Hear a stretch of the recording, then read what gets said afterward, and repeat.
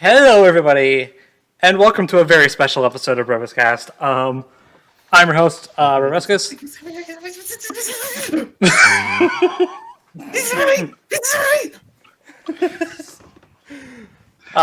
Okay, try that again.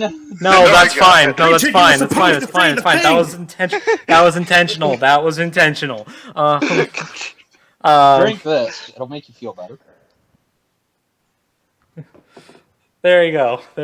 And with me today we have the hosts of both editions of BrobusCast. First up, we have ZDogg. Yeah. What? Sorry, did you say something? I was watching that one reaction video so much. I think my eardrums blew out. Did you introduce me or no? Okay. Yeah, we got it. You're good. Wait, what? I didn't know. We've Saber King or Richard, whatever you want to call him. The man of many names. Get over here.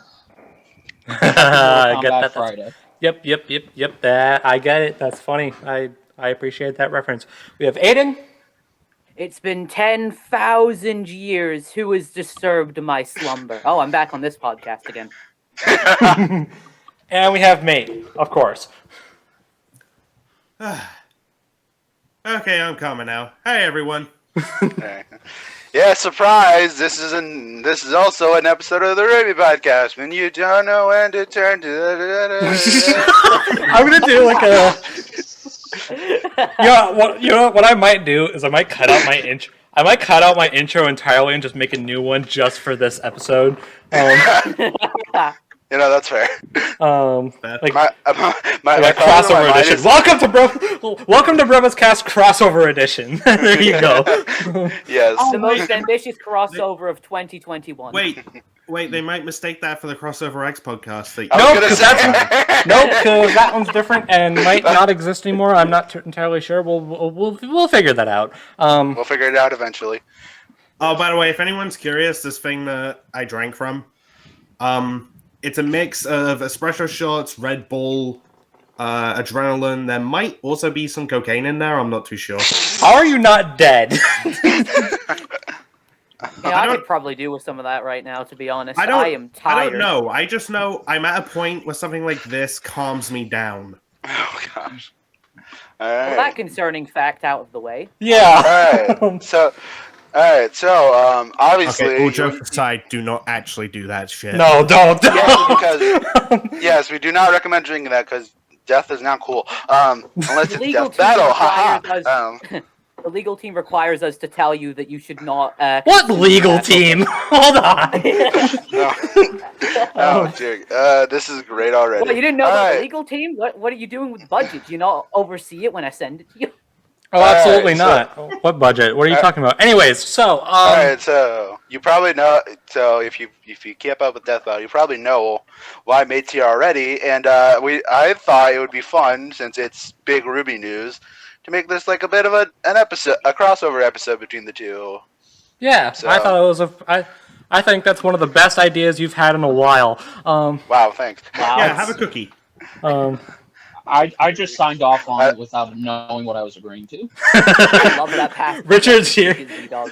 Richard's here against his will. He's actually not. Don't take that out of context, please. The legal team is telling me we're required to inform you that we do not support kidnapping and blackmail on the Brobuscus podcast.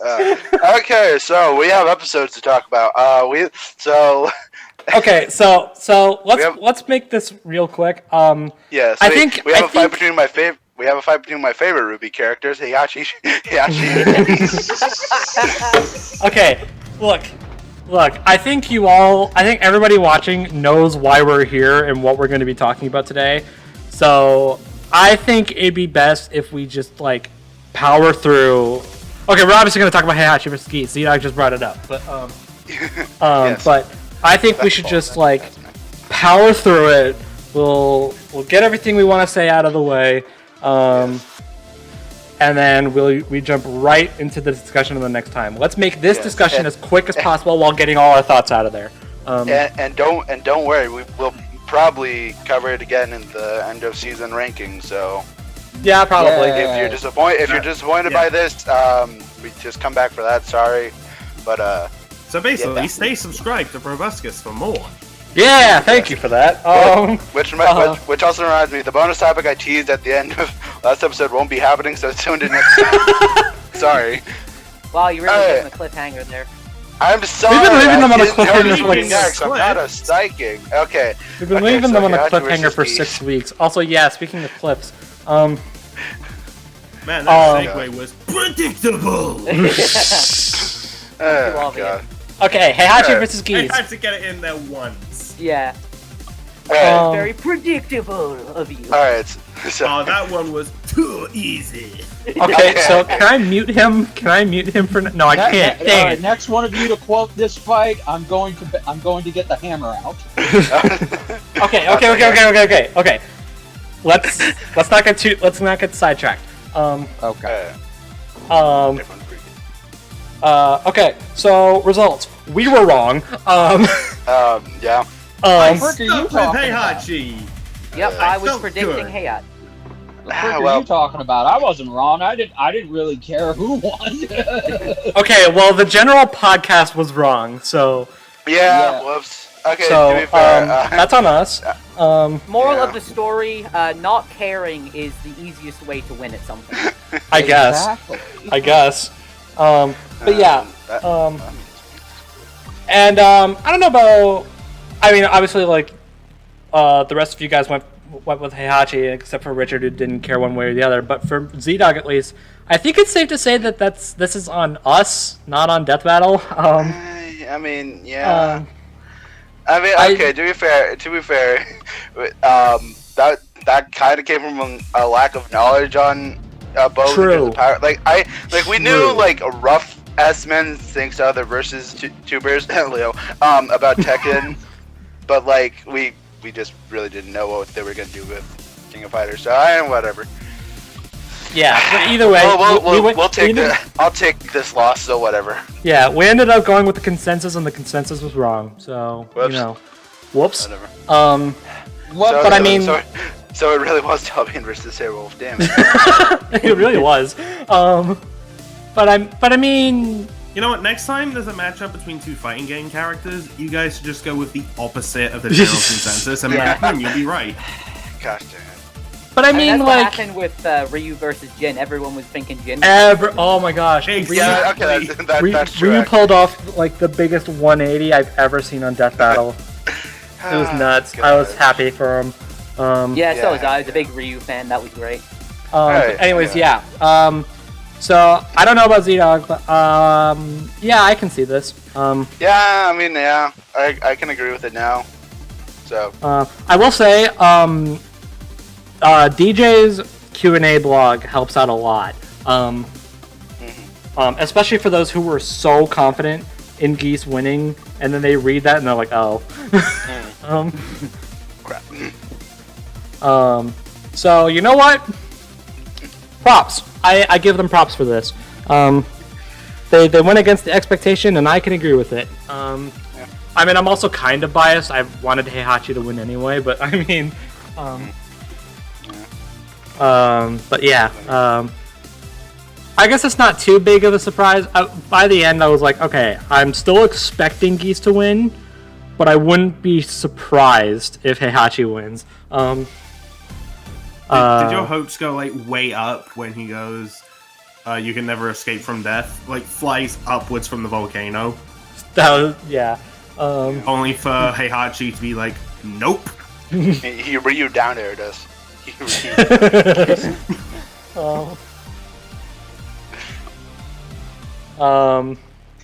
But yeah, not really much to cover. We were wrong, and I accept the fact that we were wrong. Yeah, whatever.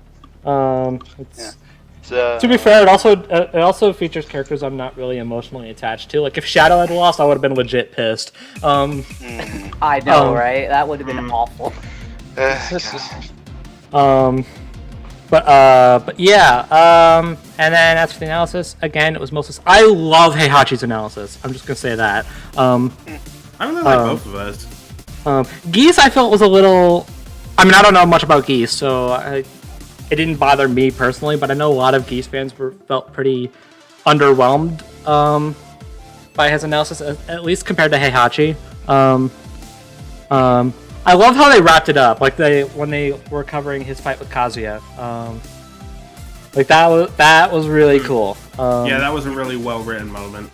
Yeah. Yeah. Yeah, it's I love when they implement like where they are now in their story, whether they're like what they're doing with their life, if they have any left. By the end of the analysis, they did that with Yoda versus Mickey, and it was freaking perfect. And then they did it here. So good on them.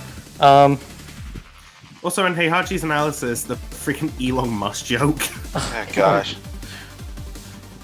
I know a lot of people. Could you imagine if Elon Musk watches this episode and is like, Oh "Oh my crap, God. they're onto me." Yeah. Well, next thing you know, we hear in the news, like, news just in: Elon Musk Elon Musk throwing boycotts weeds into a death volcano. Gosh.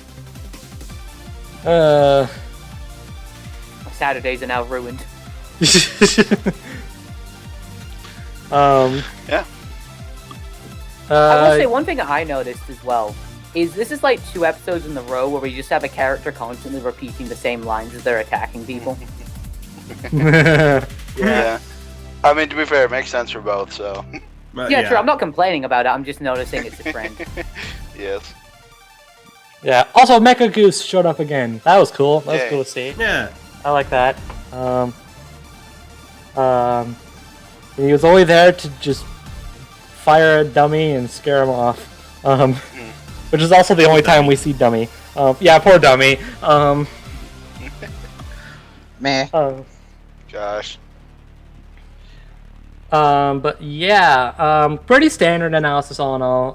The thing I thought was a little weird was they only brought up like a very small handful of feats for both of them, especially Geese. Geese was like, okay, so he scales to this, he scales to this, alright, done. Yeah. I thought that was a little weird, and they were the 2 feats that were like important to the recap, so I guess it's fine, but yeah. Yeah, that is a little weird, but I mean, Yeah. what are you gonna do? I mean, like compared to Heihachi, like this dude caught a bullet in his teeth. Oh, he caught a tomahawk in his teeth and ate it. He beat down Kazuya. He did all of this. Like Kazuya did this. That was cool, right? And then Geese, it's like, okay, so there's the Zero Cannon. There's Versus Storm. No, that's it. I was like, oh, well, okay. That's really it, huh? I mean, to be fair, Geese shows up like twice in the entire like King of Fighters history, so. I mean, it shows up a lot in Fatal Fury, but I don't think we need to go over how. Wasn't that because? I heard the story. Wasn't that because when they were putting that together, they included Geese because, well, of course, it's Geese, and the writers completely forgot that he died. So it was just like, oh, well, we got to make this an alternate timeline then. I don't know if that's actually the reason why, but I can see that being the case. I trust That'd be my great. source. If that was what happened, that's amazing. and I love Fatal Fury more now, if that's the case. Can you imagine if they just went with Fatal Fury instead of King of Fighters? Man, Geese would have been so screwed. Gosh. Yeah. Can I talk about the voice acting and why I freaking love it in this Oh, episode?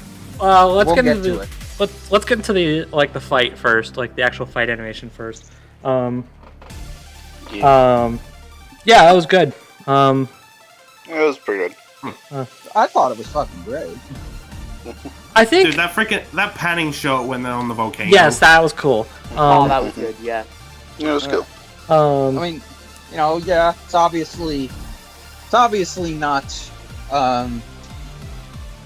I wouldn't say it's up there, but it did a good job. And I would say that if you were tired of all of the over-the-top bombastic fights and you just wanted a more grounded fight, then this is for you. In fact, I've been seeing a lot of people put this as their new #1 for the season so far. Oh, wow. I can definitely see why, because it is. I don't know. That surprises me because I recently did a poll on like, hey, what do you think is the best or your favorite episode so far? And the majority of people went with Shadow versus Ryuko. Well, to be fair, that's on your Twitter. I mean, yeah. It's still a point. Yeah, but anyways. I mean, I can understand it, because, like, we've been getting so many, like, big episodes, like, big deaths, and, like, really powerful characters. So to just see two guys kind of just punch each other, it's like, it's something different, and it's something you can appreciate it more. Yes, no, absolutely. I feel like, and in that regard, I feel like this one kind of takes me back to a time where these were the type of episodes that I used to love more than the over-the-top ones. So I very much got a great feeling for that here, and I love everything in the animation. They're definitely getting better with the Unreal backgrounds. They're becoming more and more seamless as time goes on, but they are still kind of there. So it's not 100% perfect. I thought this background was a little odd at points. Like, it was hard to tell what was the ground and what was the background in a few shots. It wasn't like... I say, though, like, with the animation, that freaking death. Yeah. Yeah, we'll get to that. It's really weird. Jesus. Okay, so...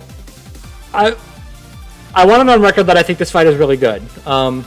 Oh, yeah, I do, too. I really enjoy what they did with it. I have no like ill will against this fight or these characters in any way, but I think I don't know if this is the fault of this episode or just it being in the same season as fights like Shadow vs. Ryuko or Lex vs. Doom. I just feel like this one is a bit more standard compared to the other. Like the other episodes this season like blew me away in some aspect. But here it just felt like, okay, so this is good, but when am I gonna be like taken aback by what happens here? When am I gonna be like, oh shoot, this is awesome? And I just never was like that. Again, that's not to say it's bad, because it's not. It's just not as holy crap, this is amazing as any of the other fights this season, in my opinion. I'm kind of in the same boat. Like, obviously it's good. Like, there's no question about that, in my opinion. But like, it's just like that. Like all the other episodes this season has like something about them, like either really memorable or like just really stand out. And like, yeah, this is just standard, except the death, in my opinion. Yeah, except the death. Except the death. Coming from. The death and that panning shot. That panning shot was cool.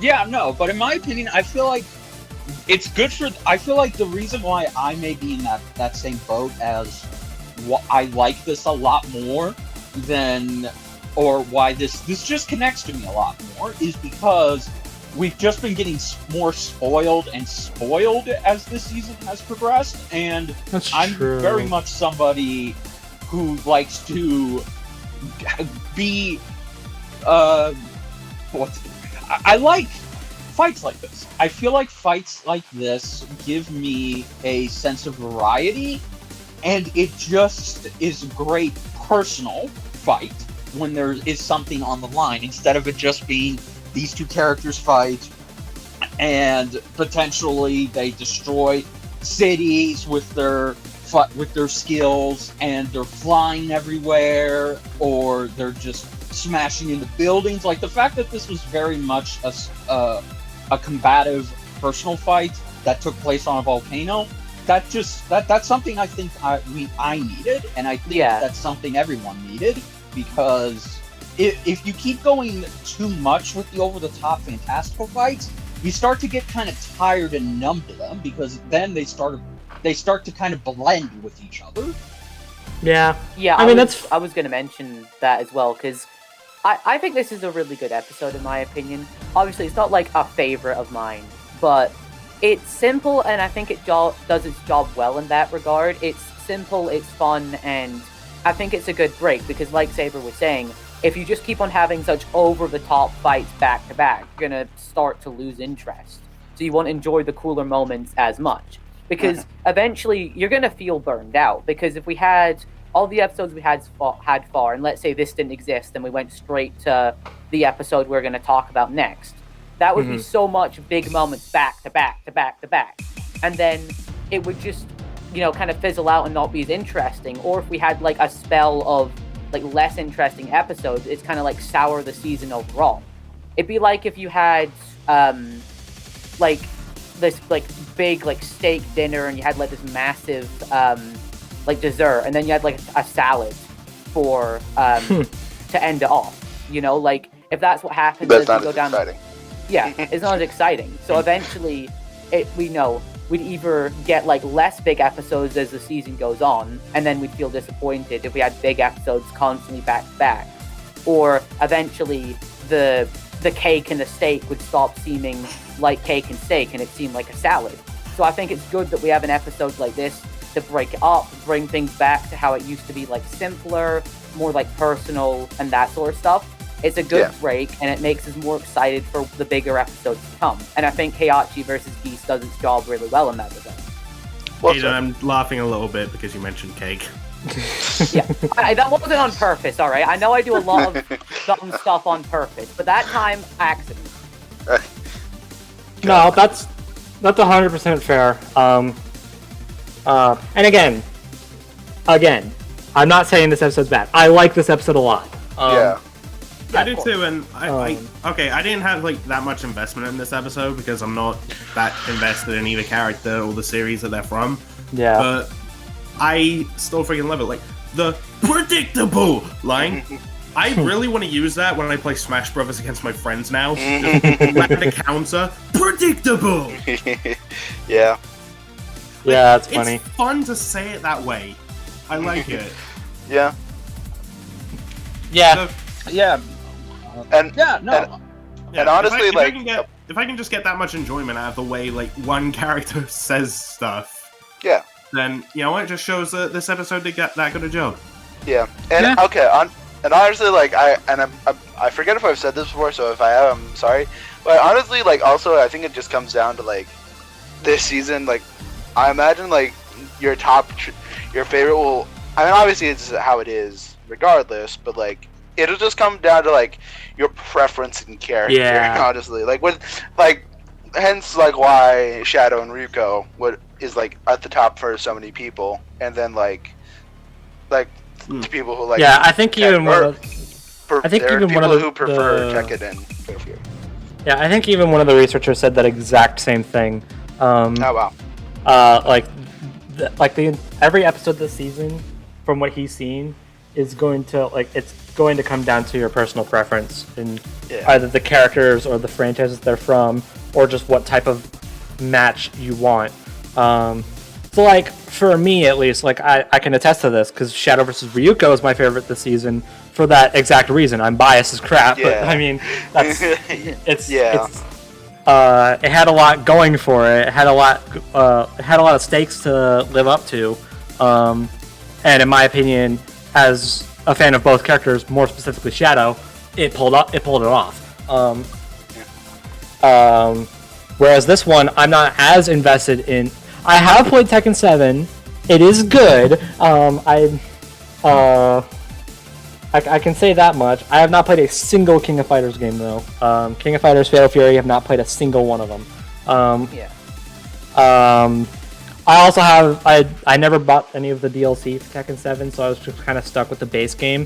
So I never played Geese. Did you at least get Terry in Smash Brothers? Yes. Okay, there you go. Yes, I do have that. I do have that. So yeah, I wasn't as invested in this one, which is probably another reason why. Okay, I'm just gonna come out and say it. This is probably my least favorite episode of the season. Which I don't know. It kind of feels weird to say that, considering even though it's really good, but it's just I don't know. It goes back to, what again, you said it's really before. Good. About this episode doesn't really have anything to stand out.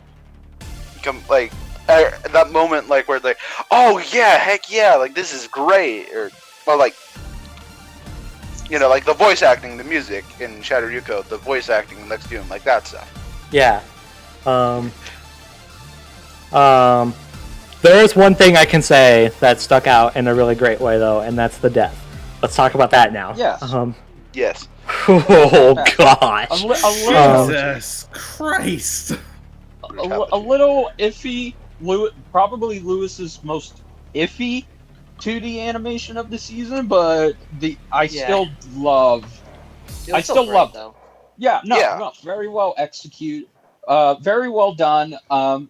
And again, just simple. Even though yes, it does resort in somebody getting impaled, but I do like the twist that on paper the lava is slowly rising up, and it just consumes Geese, and you see him burning. You see the skin come off. You see the skull, and then you see the skull evaporate.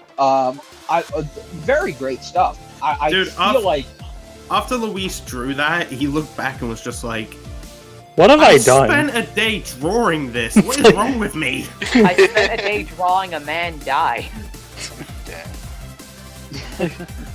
Like he literally went back, watched that, and was like, "What have I done?" What am I doing with my life? This is my job. I woke up exceptionally morbid today.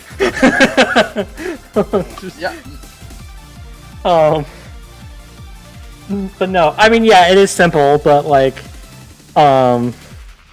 it's still gruesome as all get out. And plus, and especially, and also the fact like he didn't have a chance to get out, like being impaled to the spike, like that makes. Ooh. Yeah. The only thing I thought was kind of weird is that we didn't see like the impact. Like we didn't see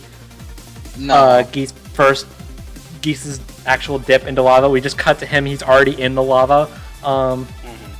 That's really my only issue, and it's not that big a deal. It's cinematic timing, and I like it. But when you think about it, like when you're not watching the fight, it's like, wow, that was weird. Yeah.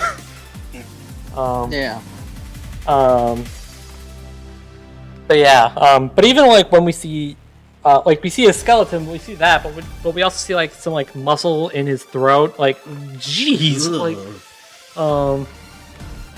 like Luis, you madman! Like literally, this guy's a madman. Who comes up with this stuff? Liam probably does. Okay. Which I mean, actually, that's another thing. This is Liam directs Death Battle Part 2. Yay.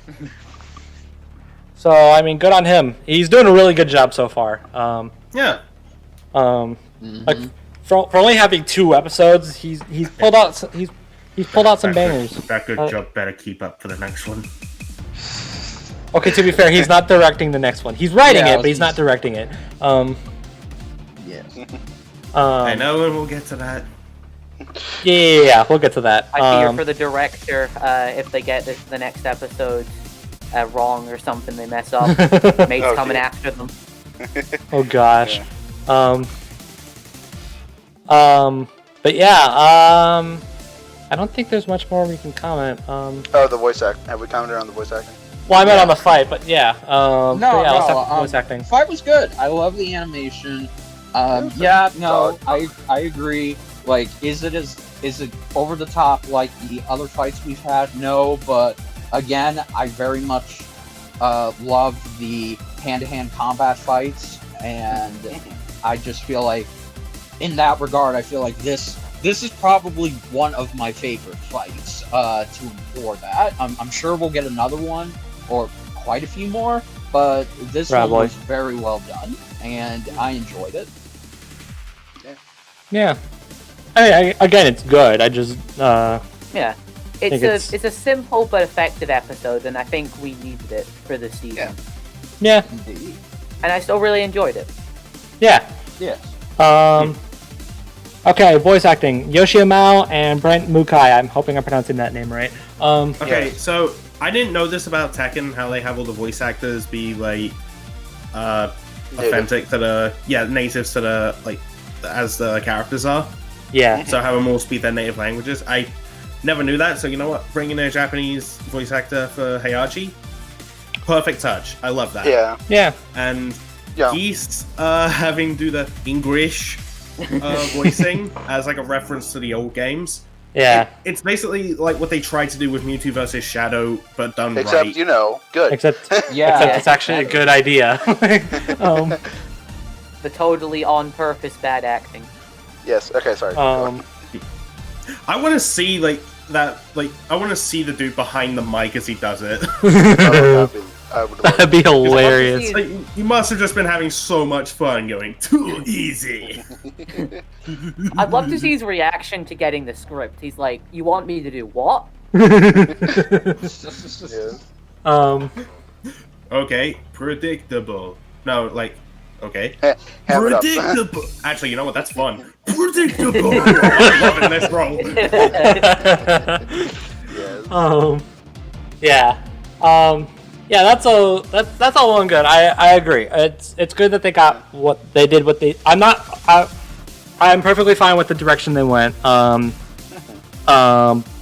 said, I'm not particularly fond of the actual voices themselves. Bastard. It has nothing to do with Heihachi being Japanese and Geese being English, okay? It has absolutely nothing to do with that. Okay. I just think it's how they sound. Heihachi especially. Geese sounds fine a lot of the time. Okay. To be fair, like it, and this is probably gonna, like when you have like a Japanese voice as iconic as that, it's kind of hard to replicate exactly. So like obviously it's not gonna, but like yeah. But even then, I can't be the only one who thinks that he just sounds way too high pitched, right? Like that's not just me. Having played Tekken 7, I can see what you mean. It does sound a lot more higher pitched. I don't think it's like too bad, to be honest, but I can see how that's a bit distracting to see like this big like muscular man and they're like hyping him up so much, and then he's got more of like a higher pitched tone voice. I can understand that, but I don't think it was like bad voice acting in any way. No.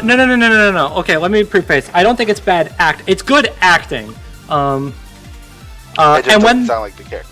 when they're fighting, when they're actually fighting, it sounds really good. It's just when they have lines of dialogue where I'm like, maybe that, I don't know. Yeah, I can see what you mean. Yeah. That makes sense.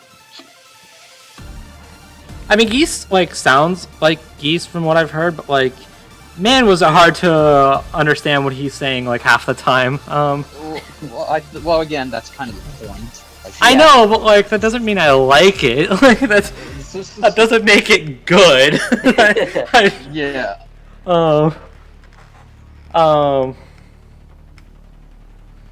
Like I just think he's like his accent was just a bit too thick. I think that's the problem. Like have the accent, that's totally fine. But like I still want to understand what he's saying. Why didn't he have subtitles? Right. I actually saw a reaction video ask that, and I'm like, well, it's because he's not speaking Japanese. No, it's because he's not rich enough to afford subtitles. Heihachi's got that money in bank. I don't know. They're both rich enough to host tournaments. So I mean, they got to be pretty stinking rich in some aspect, right? Yeah. Perhaps. Well, now Heihachi's like super mega rich. Oh True. yeah, he's mega That's rich true. now. That's true. He owns both. He did probably lose a couple of grand, destroying that robot, but, Probably. That's poultry compared to what he's True. got now. I did like that part of the I see what you animation did as there. well. They ended it with just him crushing the robot. Yeah. Yeah. Oh, speaking The ver- speaking the of very Heihachi Ringmaster. thing to do. Oh yeah, Yeah, Ringmaster's the Ringmaster announcer. was that That was a cool That's really- touch. That was cool to see him actually like in the fight. Yeah. I mean, we don't. brought back I mean, we don't fight. see him, but Yeah. Yes, but and he brought back for one time and one time only fight. Yes. Okay. And then after this episode, they brought out a fight T-shirt. Okay, actually, on that note, it's completely irrelevant, but like, are people still like unironically upset that the fight is gone? Yes. Why?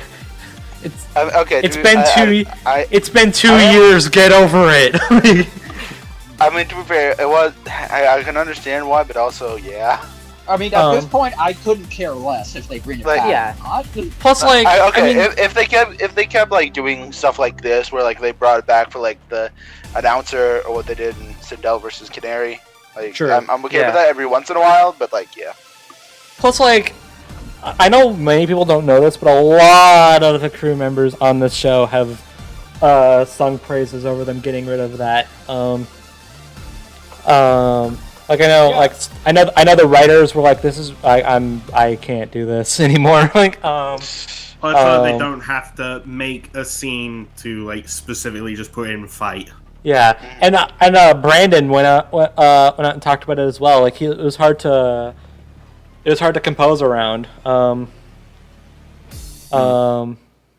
So yeah, I think most people who actually work on the show are like singing to the heavens that this tiny little asset is gone. I mean, I think it's fine to miss the fight part of the episodes. Like, miss it, Yeah. sure, but like actively. yeah, but I don't think it's like an actual criticism you should give an episode. No, Yeah. it's really not. It was just one tiny little detail that Yeah. was a part of the show for years, but then they were just like, you know what? This is kind of killing the flow of our fights and everything, and Yeah. it's setting back composers. They have to figure out ways to get around it. It's like, Yeah. So it, this. Yeah, I'm like, okay and even with it. Yeah, like even if it's some- actively making the episodes harder to make, you should get rid of it. yeah, and even some fights like late into that asset's life have kind of suffered at that point. Like, it kind of feels like they put that asset in like haphazardly. Like Lucy versus Carnage, it's just there when Lucy starts getting serious. The way it's used in Optimus versus Gundam is actually awful. No, You know, thinking back to yeah, I see it. Yeah, they just stopped caring about it, and they just considered it a nuisance more than something that was essential. So, yeah, no, again, I get it. I miss it. Is it cool to miss it? Yes, absolutely. yeah, but it's at least like they have it like every once in a while with like the fighting game matches. The one Yeah. where yes, and it that's honestly makes where- more the set of fights that I think it makes the most sense to bring it back for. Yeah, for like Like- tournaments or something. Like if Yeah. 'Cause, for like, it'd be tournament kinda stuff, stupid like, if, that's- like for that's Shadow fine. versus Ryuku, they had Yeah, like there you one go. random guy walk into the city, or going along with them on a motorbike, being like fight, and then he drives away, and Yeah. they start like that's just stupid. Like it works in the fighting game matches or in like fights that take place in a tournament, but it doesn't suit Yeah. a lot of the episodes. yeah. There you go. Yeah. So like, yeah. So yeah, people like it's gone. It's not coming back. Please stop asking about it. Yes. It'll just be in like the occasional episodes. So. Yeah. Also, there's Yeah. assets for you to do it yourself if you really want to That's add true. the fight into the animation. Which I've seen people do before, and I've seen. Yeah, I saw someone do it for like the entirety of season 6, and there were a few episodes where I was like, "Oh, so this is why they got rid of it." All right. Yeah. So, you it know- still bothers me where they put it in All Might vs. Might Guy, but that's besides the point. Yeah, that still bothers me. But the point is, if you want to do it and get some easy views, there you go. We've just There given you go. some video ideas. Yeah, take what you can alright. get. But yeah, no.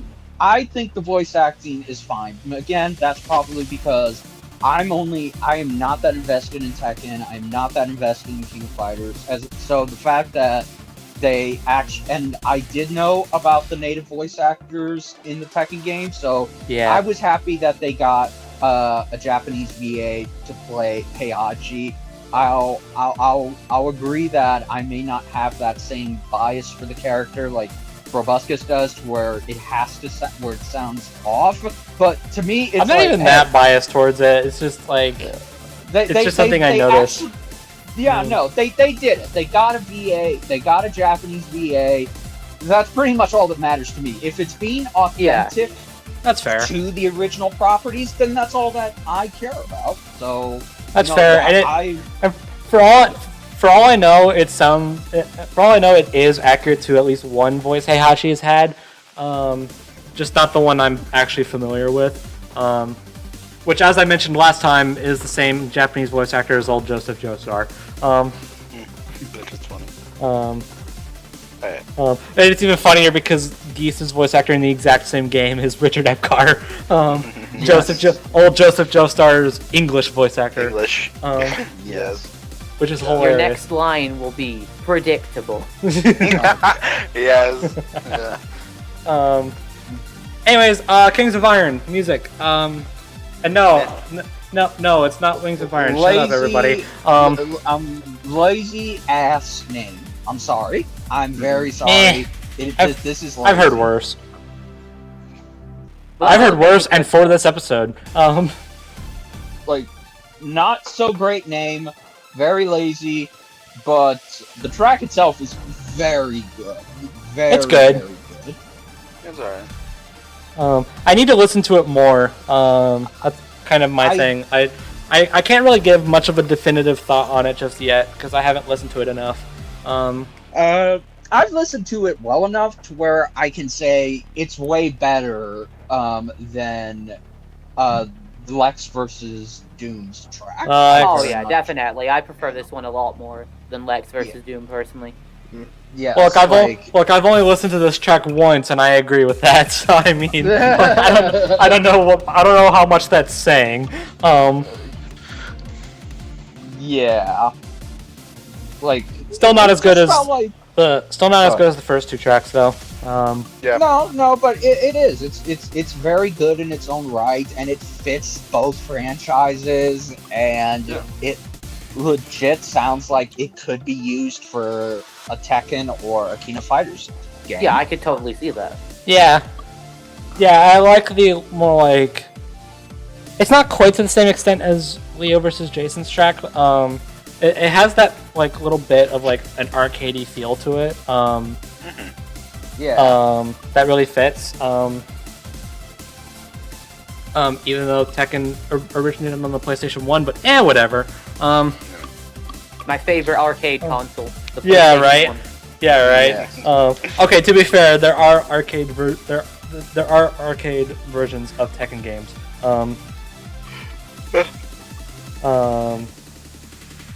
Like I think I've actually played an arcade version of Tekken 5. So I mean, there you go. So yeah, that's Heihachi versus Geese. Yeah. It's a good episode. It's not quite it doesn't quite carry season 8 like the other episodes do, but it's still good. It's still good in its own right, and it carries the season well enough. So Yeah. I can agree to that. Again, I feel like this is definitely a great.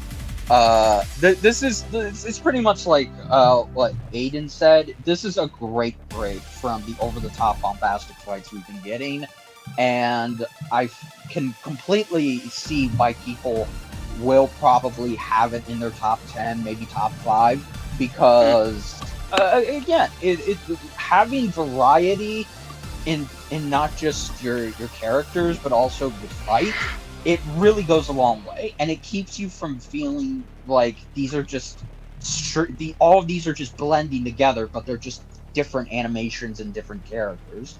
Yeah, kind of like what happened when we got the Marvel versus DC season. Yes. okay. Well, we're like 5 episodes in, so about more than a quarter of the way, and we've only had 2 comic characters. It's great. Good sign. Yeah.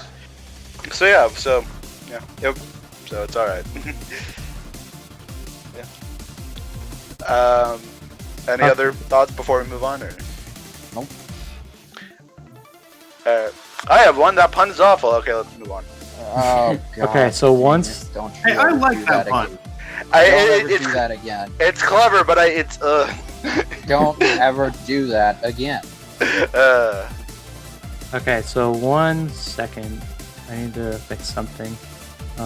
It's not too bad. My earbuds are dying, so I need to switch the audio. Alright. Okay. But everything else is still good. Yeah. Well, I need Alright, to turn this, the speakers down. alright, I don't want anything to go bad with this recording. No. We're good. I just needed to change the audio capture. No, and then turn my earbuds off. They're dying. Alright, you might want to double check to make sure. No, I got it. Okay, sorry. I am staring at OBS right now. The bars are both moving. We're good. Okay. The only issue is that since I'm now using my my laptop speakers, desktop speakers, there might be a bit of an echo on you guys. Like they might hear you guys on both the output and input, which is my mic. So I hope you guys watching can get past that. I'm cool. To be fair, I think the music that's going to play over this part will be so good that I don't think people will mind. True. Yes. On that note, Alright. What's that? Alright, Alright, so Finally. so Caden Jensen, am I right? I believe we should all just be quiet and let Mate introduce this one. Oh, I actually get to do it? I mean, if anyone. No, we're joking. Someone else gets to do it. No. Nate can do it. Before we move on, though, I made a joke about Caden Jensen. Okay, so she's voicing a character this season. No one knows who it is. Okay, moving on. Let's go. Okay. Alright. Alright, so the next death battle is Blake Belladonna from RWBY versus Mikasa Ackerman from Attack on Titan. Oh, thank God, it feels so good to say those words. Yeah, we finally get this match. Woohoo! Dude, I'm just glad we finally get an Attack on Titan character. And it just so happens to be this as well. Like the circle of our most wanted matchups is growing ever bigger. That actually happens. And it feels pretty freaking great, all things considered. Oh, and speaking of most wanted, I noticed a little thing in common with mine and Richard's. Oh yeah?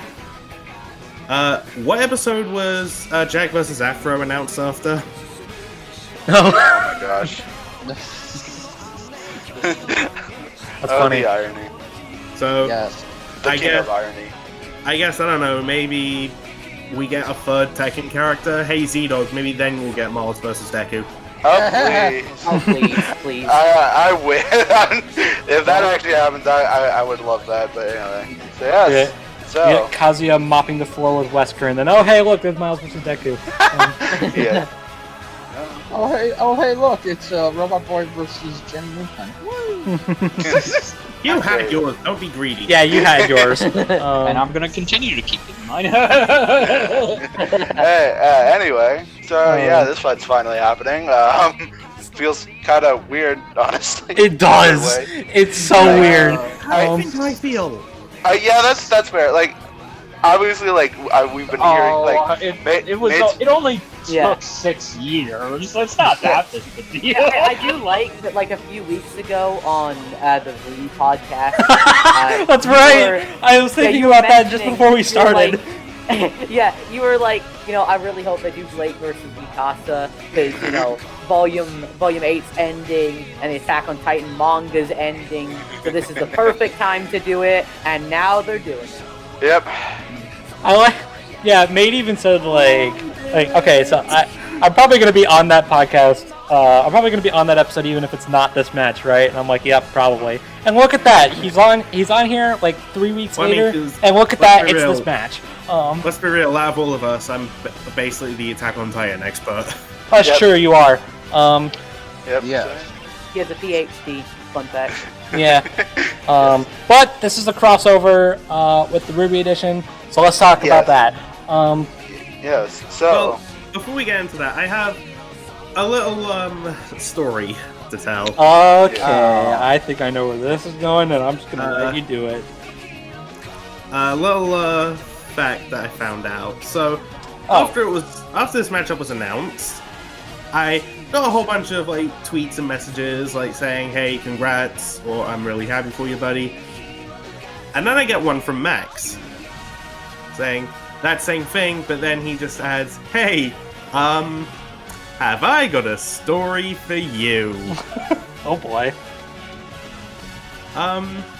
This is not the first time that Blake vs. Mikasa has been on the schedule. Oh! In fact, I'm not joking, it was originally going to happen in Season 5. Wait, really? really? Okay. Wow. That's new Yeah, to me. but- I think it was Optimus vs. Gundam that replaced it. Oh, Because so Oh, ha! Wow, you just had to say that, Brobuscus. I'm sorry. Oh. to be fair, I'm happy it worked out that way because, well, one, almost 100 episodes into Death Battle and they hadn't had Optimus Prime yet. Like, what? Yeah. Yeah. So that way you both got what you wanted. Okay, Also- okay, like Wow, in my okay, like in my Go. defense, yeah, like how did they go almost 100 episodes without bringing Optimus in? That is true. That makes no Not that I sense. know. Megatron when? I know, right? Like, how are we almost like 150 episodes in and we don't have Megatron yet? Watch You say that. that now, but then the Yo, episode after me. Now you just jinxed it. Now I think Yeah. Megatron's gonna get in this season. Yeah, that's why I just said. Watch, the Dude, next if they- episode is going to be Yeah, Megatron next- versus Yeah, Gundam. watch it. Dude, if they bring in both, dude, if they bring both Megatron Hilarious. and Unicron into the season, I'm gonna flipping lose my mind. Now you've jinxed it again. Look, okay, look, Alright, look. there's more to the story. Look. There's more to the story. by the Okay, way. that's great and all, but look, Galactus versus Unicron is almost guaranteed this season. Like, Yeah.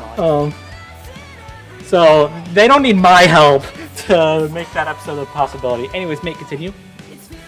Okay, so Blade versus Mikasa got pushed back from Season 5 to Season 6. Duh. Now, why didn't it happen in Season 6?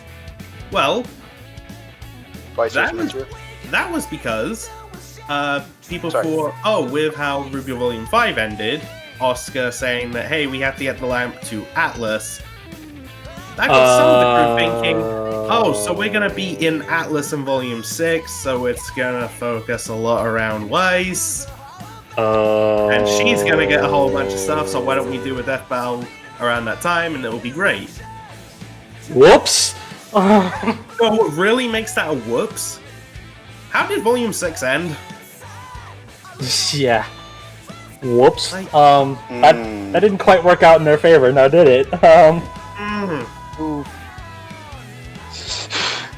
So what's season 7's excuse?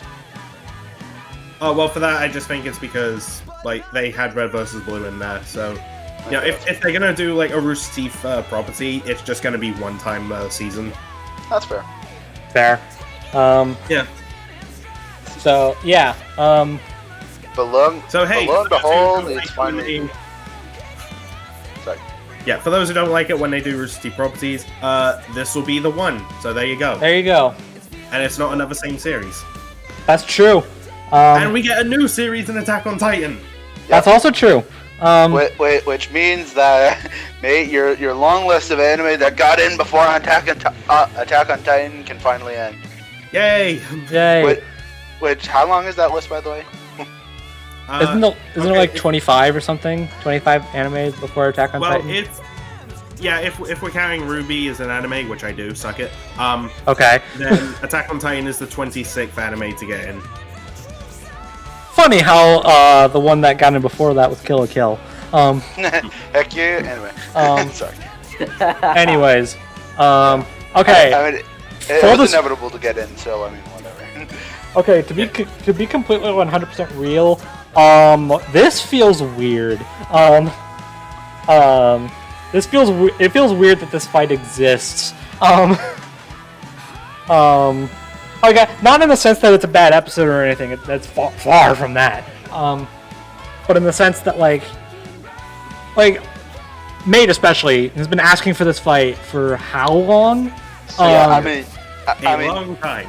I mean, let's be honest here. We have Mate's pretty much the reason this is a legacy match. Let's be honest here. Yeah. I would definitely say Nate is the sole reason. Like, I know, C-Spa Dinner has been asking for it, but to be fair, Mate is the heart. I think Mate's been pushing for it more than anybody.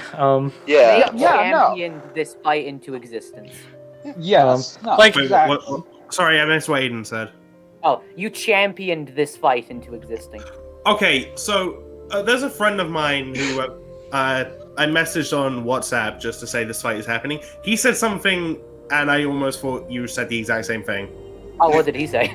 He said, and I quote, "You memed this into existence." I mean, you also did that, but I was. You also did that. Okay. To be completely fair, I think C-Spa Dinner is the one that brought this fight into existence, but Mate's been pushing it way more. Fair enough. Yeah. So in my heart, Mate made this fight happen. Yeah, and to no one's surprise, both of them are popping off for this one. Yeah, to the surprise of absolutely no one. And by the way, as a side note, ZDogg mentioned that this is probably why this is a legacy match. I don't have a big paragraph from Blazer this time. We're just kind of left to our own interpretation on this one. I have something that I realized about just the idea of not just Blake, but a RWBY character getting in this season in particular. Does it have to do with Monty? Well, yeah. I imagine. So, oh yeah, and I told you this exact same thing. I know. So, anyway, Monty was a big inspiration for Death Battle in terms of Haloid and Dead Fantasy, and also just the people behind the show looked up to him just in general for good reason. And yeah. Plus, he became a fan of Death Battle. He invited them to RTX just to say, "Hey guys, Death Battle is awesome." And That's Ben true. is just thinking to himself, "Holy shit, Monty likes it." Monty knows who we are. Hello. In Ben's, to be fair, I bet everybody would react to that exact same way if they made a thing that their idol absolutely adores. Yeah. So That's right.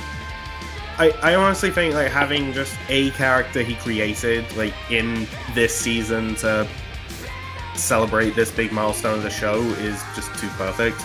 Yep. Yeah. And, I completely and agree. also on the Attack on Titan side of things, I always it took me a long time to actually get into the anime. I watched it before season 2 came out. Thank God. Because that was a long wait. It was that one anime that the internet lost its collective shit over. True. And look, whether you're into it or not, it's made a huge impact. There are bronze statues of the characters in the creator's hometown. That's true. There's one of Eren, Mikasa, and Armin, as they are in the first episode, and there's one of Levi. That's cool. Yeah, I mean, look, I don't like Attack on Titan, but I can, I don't like Attack on Titan, but I can acknowledge that, this anime is huge. I'm not into Attack on Titan. I may get back into it, but I wouldn't go as far as Mate would to say it has had the biggest impact on anime in the 2010 era. I'm not saying the biggest. I'm saying a. Big I impact. know. A big impact, I'm just I acknowledge it. It has left a mark, and it is up there with Gundam and with all Dragon Ball. past animes that they take it seriously. It is a national treasure, and I definitely agree that it is something to not roll your eyes at. Yeah, and because also Death Battle is it's also a celebration of the characters and the series that they're from. Attack on Titan ended not that long ago, Like the final chapter Literally of the just a manga few- finally came out. Yeah, literally just like a week ago, right? About a week, 2 weeks, I think. Yeah, something like that. Okay.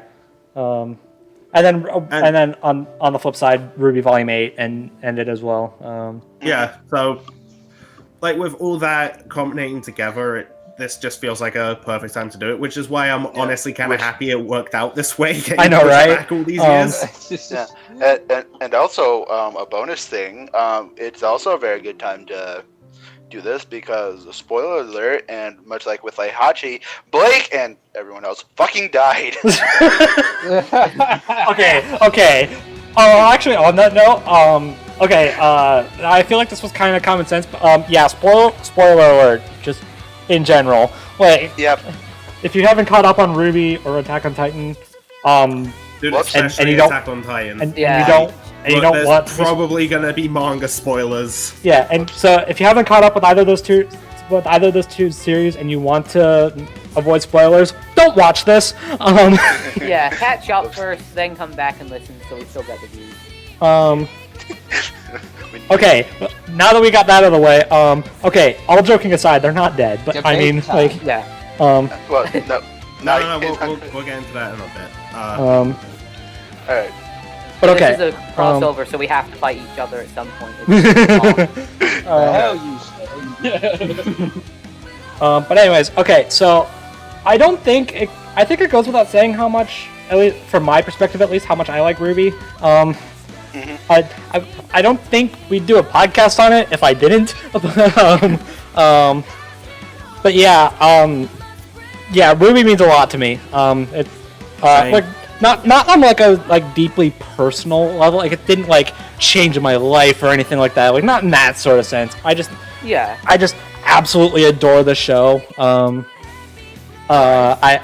love the show. I love the characters. I love everything about the show. It's honestly one of my favorite web series of all time. Up there with this, of course. But also like Red vs. Blue as well. And I've gone on record on previous podcasts how much I adore Red vs. Blue. So with this being up there with that, yeah, I think it kind of goes to show. But and I've already mentioned I've tried to get into Attack on Titan. I may try again, but I just couldn't get into it. It's I just need to ask, how good are you with like blood, gore, and I really do not care. you might We have a wouldn't be rough watching time then. Death because We wouldn't be Oh, watching God. Death Battle. I know, if it wasn't gore. You'd really be surprised how much it doesn't affect me. Yeah, no. Oh, okay, then yeah, you should be fine with that. aspect. No, I that's can not. just kind of no. imagine Brobuscus watching Attack on Titan with just the straightest face now. Meh. Oh, Like, I there's will a say, gory though- moment. Meh. I will say though, at least for the first season, be careful who you get attached to. oh boy. Well, don't spoil him on that. Look, we've already mentioned that Saying there's going to any be. names. We've already mentioned there's going to be spoilers, so who freaking cares at this point? Plus, Brobuscus is like, plus, oh, spoiler Okay, we're alert. joined by Nate, Seth Rogen apparently. plus, I said I might give Attack on Titan another try. That doesn't mean I will. Could you? It would be kind of hypocritical as well if you were like, "But guys, there's gonna be spoilers in this episode." Mate, how dare you spoil Attack on Titan for me? Now I can't watch it. Dang. Even though that's not really a spoiler. Yeah, I I'm know. also- I'm just saying that would be hypocritical if you were to complain. I'm about also spoilers already- after warning the audience. I'm also already pretty familiar with how Attack on Titan ends, so I really don't care at this point. Yeah, I know how it ends, and I don't know how to feel about it. Yeah, that's pretty much how I am too. All right. Well, Yeah, I guess if I may give my quick opinions on these series. Yeah, sure, go ahead. All right. So, believe it or not, I actually watched RWBY. Believe it or not, since He's the lying. He's just saying that to fit in with cool kids. no, I actually have, albeit not. I've Why you only did? watched up to volume 6 because I'm. But yeah, for what I like it. Honestly, it's good. I wouldn't call it like an all-time favorite, but I do think it's a really good show, and Blake is cool. She's probably one of my favorite out of Team Ruby, behind Yang. But Valid choice. yeah, Well, but let's be real. All of Team Ruby are solid choices. Yeah, that's true. But yeah, except for pre-character development wise. Holy crap. but yeah, I really like it as a show. I really like Blake as a character, and while I haven't seen much of Attack on Titan besides the first 5 episodes and a few fights with YouTube for making trailers, I like Mikasa from what I've seen. She seems cool, and the show seems really good. So yeah, that's my abridged thoughts on both characters. Yeah. Also, stop hating on Ruby. Okay, go back. If I can go in, because there's kind of an underlying reason why I'm not on the RWBY podcast, is because, and I'm going to be completely honest, I'm putting all of my cards down on the table. Richard, at this point, I think you should know that this is a no judgment zone. I know, but I just want to make it clear. I like and don't like RWBY. I'm very much a connoisseur of the first 3 volumes. I've watched Volume 1 and 2 back when Yang first came into Death Battle. I was immediately attracted to the trailers, and it was right up my alley, and I watched those first 2 volumes, and I thought, oh my god, this is so good. Like, the animation is crude, and it's a little janky, and it's a little dated in areas, but it's the story writing. It's a 2013 really it's a 2013 animation with a low budget. Did anyone really expect Disney level animation from that? Exactly, yeah. They were Dude, you wouldn't believe some of the stupid videos I've come Oh across. no, I believe it. Yeah. I believe it, and I hate every minute of it. Too. They were using a fucking anime program to get the series out, for God's sake. So, dude, okay. It's like- Actually, side note. I remember someone. I don't remember who, and even if I did, I don't want to say who they are. But I remember someone did this big video, talking about do you think the animation in this anime is bad? Just look at RWBY, and their source, their example is literally the first time RWBY ever shows up in the show. That's a horrible Yeah. example. I can think of much better examples of that anime. yeah. Oh, Exactly. dude, I came across this video of someone reviewing Genlock, and they decided to compare it to RWBY Volume 1. Wow. That's unfair. That's not even a That's bad not comparison. That's not okay, fair. how about I take the first episode of Attack on Titan and compare it to the very first episode of the original Dragon Ball? Exactly. It's so stupid. Wow, the original Dragon Ball looks so shit. I don't remember what anime they were saying. Do you think this? I think it was Demon Slayer. I could be wrong. Demon Slayer, alright. Demon Slayer is only good because of the anime. That is a fact. Yeah. No. I didn't gosh. mean to get Aidan all riled up with that, but alright. No, it's Speaking my fine. piece. It's fine. Oh. I'm speaking my piece here. Alright? Demon Slayer, I like Demon Slayer. Don't get me wrong. But people only like it because of the animation style and some of the characters. Yeah. It's okay. No comment. I'm Haven't sorry. seen it. I've had that It's okay. 10 top. It's okay. I've had that 10 top for a while.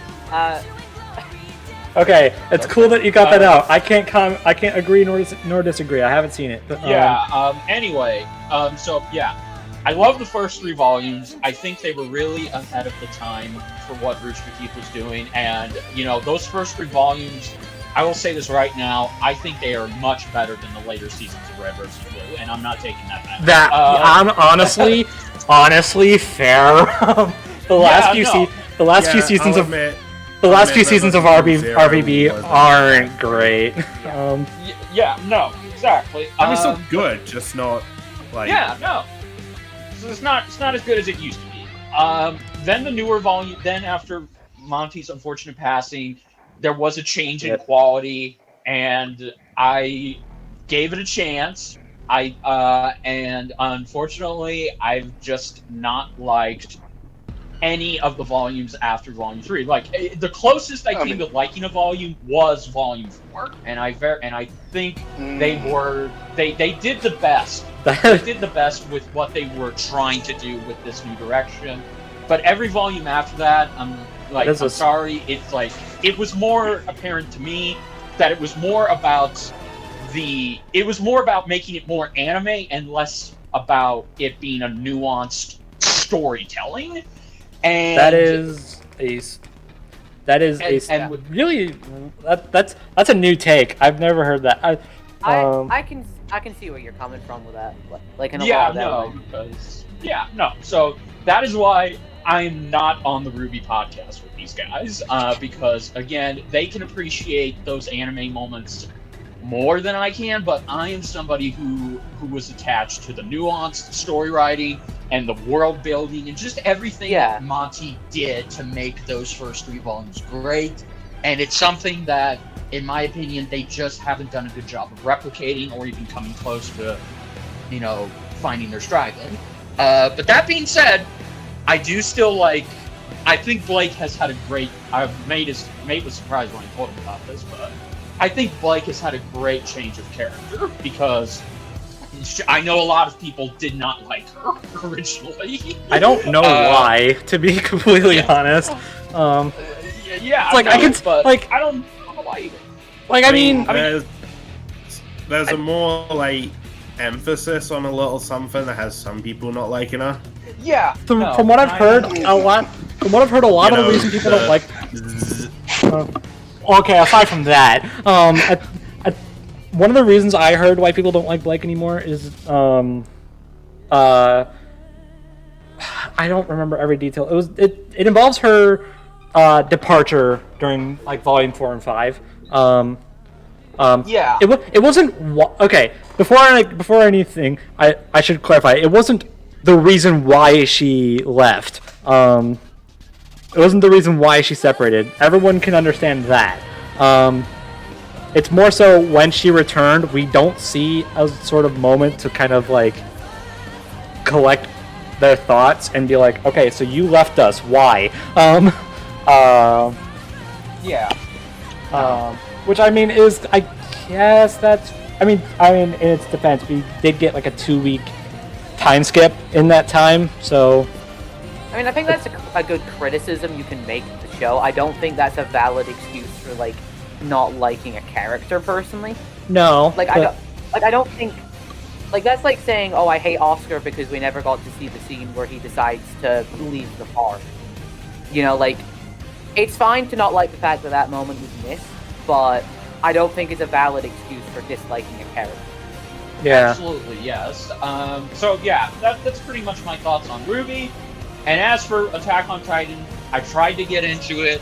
I just couldn't. That sounds familiar. This is gonna sound like blasphemy to Mate, but it just looked like every other anime I have seen recently. It just did not impress me. And is that why you, for no reason, decided to be kind of spiteful against it in one podcast? You're gonna have to be specific. I'm always spiteful. No. I get it. I do respect it now. I still respect it, and I get why people like it. And I did watch I do too. A couple of clips of Mikasa's interactions with Eren, and I do like her. She's got the fundamentals of what I look for in a character. So yeah, but I am more biased for RWBY in this debate. I think we all are actually. Yeah. So is it my turn for the Alcoholic Anonymous introduction? Sure. If we're all doing this, no wonder this is gonna take forever.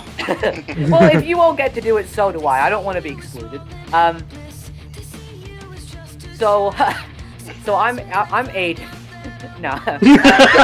Okay. Okay. Next. No, I'm just kidding. Nah. So I'm also on the RWBY podcast. Otherwise I wouldn't be here. Well, yeah. Yeah. But I like RWBY. I'm kind of like the middle ground between Brobuscus and Saber. Honestly, I really like RWBY. I think it is a good show. I do agree that there is a bit of narrative issues, and obviously I think I'm probably the most vocal of criticisms a lot of the time on the podcast, but yeah, you are. I went back. You are. Yeah. I need to be the downer. But no. Hey, every podcast needs. Every podcast needs one negative Nancy, I suppose. Yeah, I mean, I'm more like the punster negative Nancy. I know. I'm just messing with you. I know. But, I'm getting on with it. But I really like RWBY, and I do like Blake. She's not my favorite character, but I do think she is a very solid one. And as for Attack on Titan, I enjoy it. I've only seen up to the second season, but I am going to start reading the rest of the manga for preparation for this fight. And that's Dude, I feel bad because I'm about to spoil the shit out of it for you. It's fine. I've already been spoiled for it. I just want to read it, to experience okay. myself. So go ahead. Yeah. Alright, well, if everyone else is doing this freaking thing... might as well. Okay, so about the production... No, I'm just kidding. I'm just kidding. Go ahead. Alright, so I think out of everyone here, I'm like the one who's been into RWBY since it started. Yeah. Like, I was watching Red vs. Blue Season 10, the Red trailer played at the end, and then from that day on, I was watching, like, every trailer. I got really excited for the first volume. Loved it. Blake became my favorite character. Got pretty attached to her for reasons I'm not really wanting to get into now. You've went into it on previous podcasts. So go check out the RWBY podcast for that. There you go. Anyway, and got all the stuff that she's been like going through and a little stuff that she's been developing. Really like it. Excited to see where everything's going. As for Attack on Titan, it's kind of this matchup that I actually got into Attack on Titan. Oh, yeah. Because after Yang got into Death Battle and they announced, okay, we're going to do RWBY versus Maka eventually, and I just assumed, okay, so Weiss and Blake are pretty much like guaranteed at this point. Mm-hmm. So who could Blake fight? And I was looking up like possible opponents. So I was just like, okay, Akame from Akame got killed. I mean, I can see it, but I don't know. CT, that's boring. Black Panther, no. Yeah. Okay. Side note. Why do people like that match so much? The cat. I don't get it. Because cats and Spite. Because it's funny, because Blake could die. Anyways, next. Continue on, please. Anyway, lose my mind. Anyway, then I came across Mikasa, like, brought up all the stuff that she could do, the series, and thought, okay, I'm really liking the sound of this, and from what little I have seen, that sounds like it could be a lot of animation potential. Wait, why am I like doing this? Why don't I just watch the damn show? Picked up a DVD of season 1, and I've never looked back since. And just to give you an idea on just how much I like this freaking anime. So, I mean, with the profile pic, I mean, yeah, I was about to I say. think you've given me more than an idea. I think you gave me the whole picture. But hang on, I have to talk about this particular part. So, usually when I'm presented with the choice of reading or watching a thing, I'll go with the watch it. Like, if you give me a Harry Potter book, I'll get one page in and go, why am I doing this? It's on DVD. You and I think very similarly about that. Oh, okay, then both you. And it's the same with anime. Like, I like my fair share of anime. Don't really get into the mangas.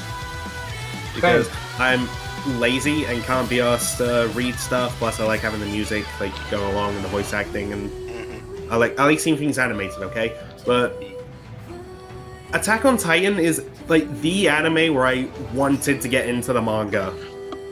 Like, I watched all of season 1, loved it, and was just like, oh, when's season 2? Find out the wait. Look up the manga. I'm just like, no, I want to find out what happens. I'm getting into the manga.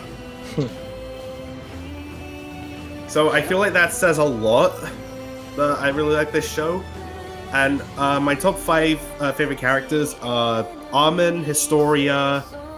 I sometimes swap Sasha and Levi's places for 3 and 2. Yeah. And Mikasa is number 1. Like, I love her. Oh, really? No Eren? Eren's kind of a crap protagonist, to be honest. Well, not later on. I've seen it. I personally like to imagine Mikasa as the true protagonist, but that's Okay, well, when you think of Attack on Titan protags, chances are, like from an outsider's perspective, you'll probably think of Eren. I mean, yeah. And when you think about it that way, he's kind of a crap protagonist. I mean, I've heard he gets really good around, what is it, season 3? But he also doesn't really. But it also kind of becomes the antagonist later on. But I mean, whatever. There's something about that I don't feel like I should get into, but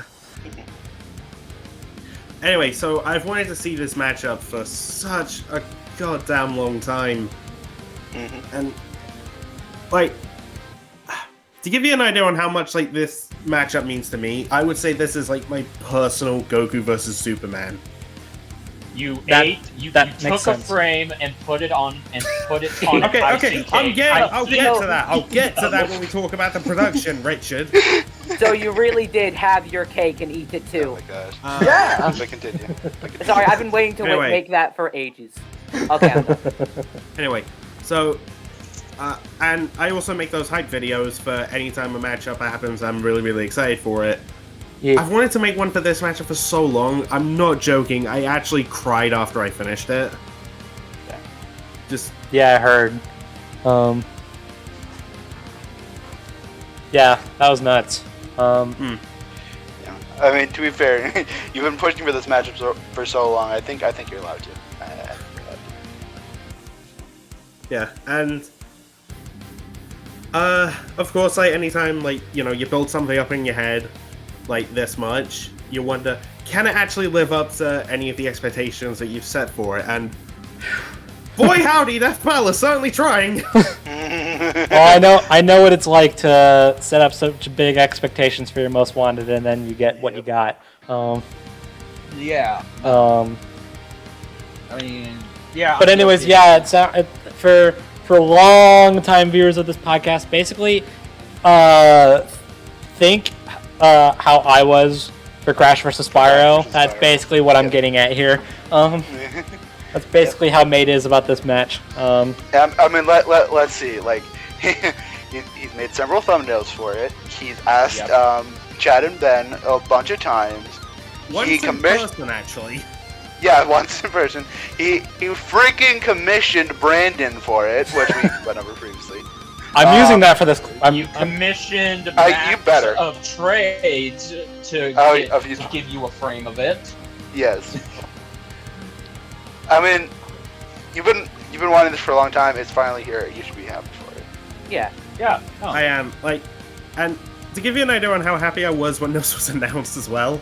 I mean, so because of my new job, I actually have to go to sleep relatively early, almost right after a Death Battle episode comes out. I think I know where this is going. If I'm working Monday, which I was this week, I was so goddamn happy I almost couldn't sleep. It was one of those sleeps where you just shut your eyes and lie there for hours, but you're painfully aware that's all you're doing. I've felt that, and it's the worst thing ever. So yeah, I feel that so hard. And then I had to get up at 3 in the morning, work for 10 hours. Oh god. Physical job too. But even after all that, I was still pumped after I finished. I was that excited. Yeah, you've been going nuts on social media as well. yeah, I mean, and also I'm sure the people who have seen your reaction video, yeah. Yeah. By the way, if anyone's watching this and hasn't seen his reaction video, do it, but prepare to lose your eardrums. Yeah, I didn't make that okay. joke. I didn't make that intro at the beginning for nothing. Okay, I put a warning in. I'm just kidding. I know. Didn't put 2 warnings. Oh my gosh. Although something that caught me completely by surprise, watch Amber's reaction too. I think she popped off just as much as you did. Yeah. Although Amber actually jumped out of her seat, so I mean, but yeah. So Amber wins. Fuck off, she hasn't won it this as long as I have, but she's only a RWBY fan. I know. Okay. All that aside, I have to ask, how weird is it that this exists for you? Like, to have your most wanted and to know that it's coming out in like less than 2 weeks, like that. Like, I could speak from experience. That feels weird. Yeah, and I honestly don't think there are enough like words to properly describe it. Like, it also kind of feels weird that this is happening before a lot of matchups. Like, Yeah. like Yeah, you Alex still have, versus like- Cole, like Scott versus Travis. Like matchups like that, I'm honestly surprised those haven't happened before this. Yeah, and they're probably never gonna happen. I mean, No, Scott versus Travis has a pretty good chance.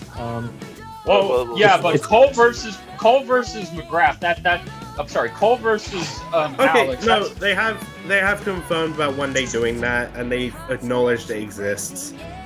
Yes, and Yeah, Cole it'll versus come Alex is out by the happening. time the PlayStation 6 comes out. At this It'll point, come out by the time I manage to buy a PlayStation 5. dude, Exactly. join the freaking club. I can't find one to save my life. I know, I'm the same. Yeah. The I worst part almost is- won one. Oh, I wow. actually almost won one on Amazon, but I had to pay a $1 shipping, and I was out of money. So I was Ooh. like, damn it! I was this close. I literally oh could my God. not. Alright. Worst part for me was people like gave me like a bunch of PS5 games for Christmas. I Alright. have Oof. about, like Wow. 5 PS5 games and no Oh, console wow. to play on. Ouch. That's- Oof. Alright, Anyways, anyway. yeah. So yeah, this is the. Okay, goes without saying, we're all like insanely pumped for this one. Oh yeah. But can the actual like episode live up to that? Wow. So Um, this- I mean, so what we're seeing so far, can I just We say, only see one holy frame. fuck! Okay, so yeah, that leads into the production. Shock and surprise. I say that in the most sarcastic way possible. what? No way. This is done by the in-house 3D Rooster Teeth team. Yep, same ones who did Hulk Rolly. Which, Who like, are RWBY animators, by the way. Yeah. yeah. Um, So, like, it was no duh. Like, yeah. Like even Blazer said, like as if the RWBY animators weren't gonna let us do that. Like, Yeah, no. I'm like, yeah. I mean, to be fair, like at this point, I could just go ahead and say, I'm just gonna go ahead and call, like whenever a RWBY character is getting into death battle, this is what they're doing, like every single Probably. time. And it'll probably be a 3D fight as well, because, you know, it's a 3D anime.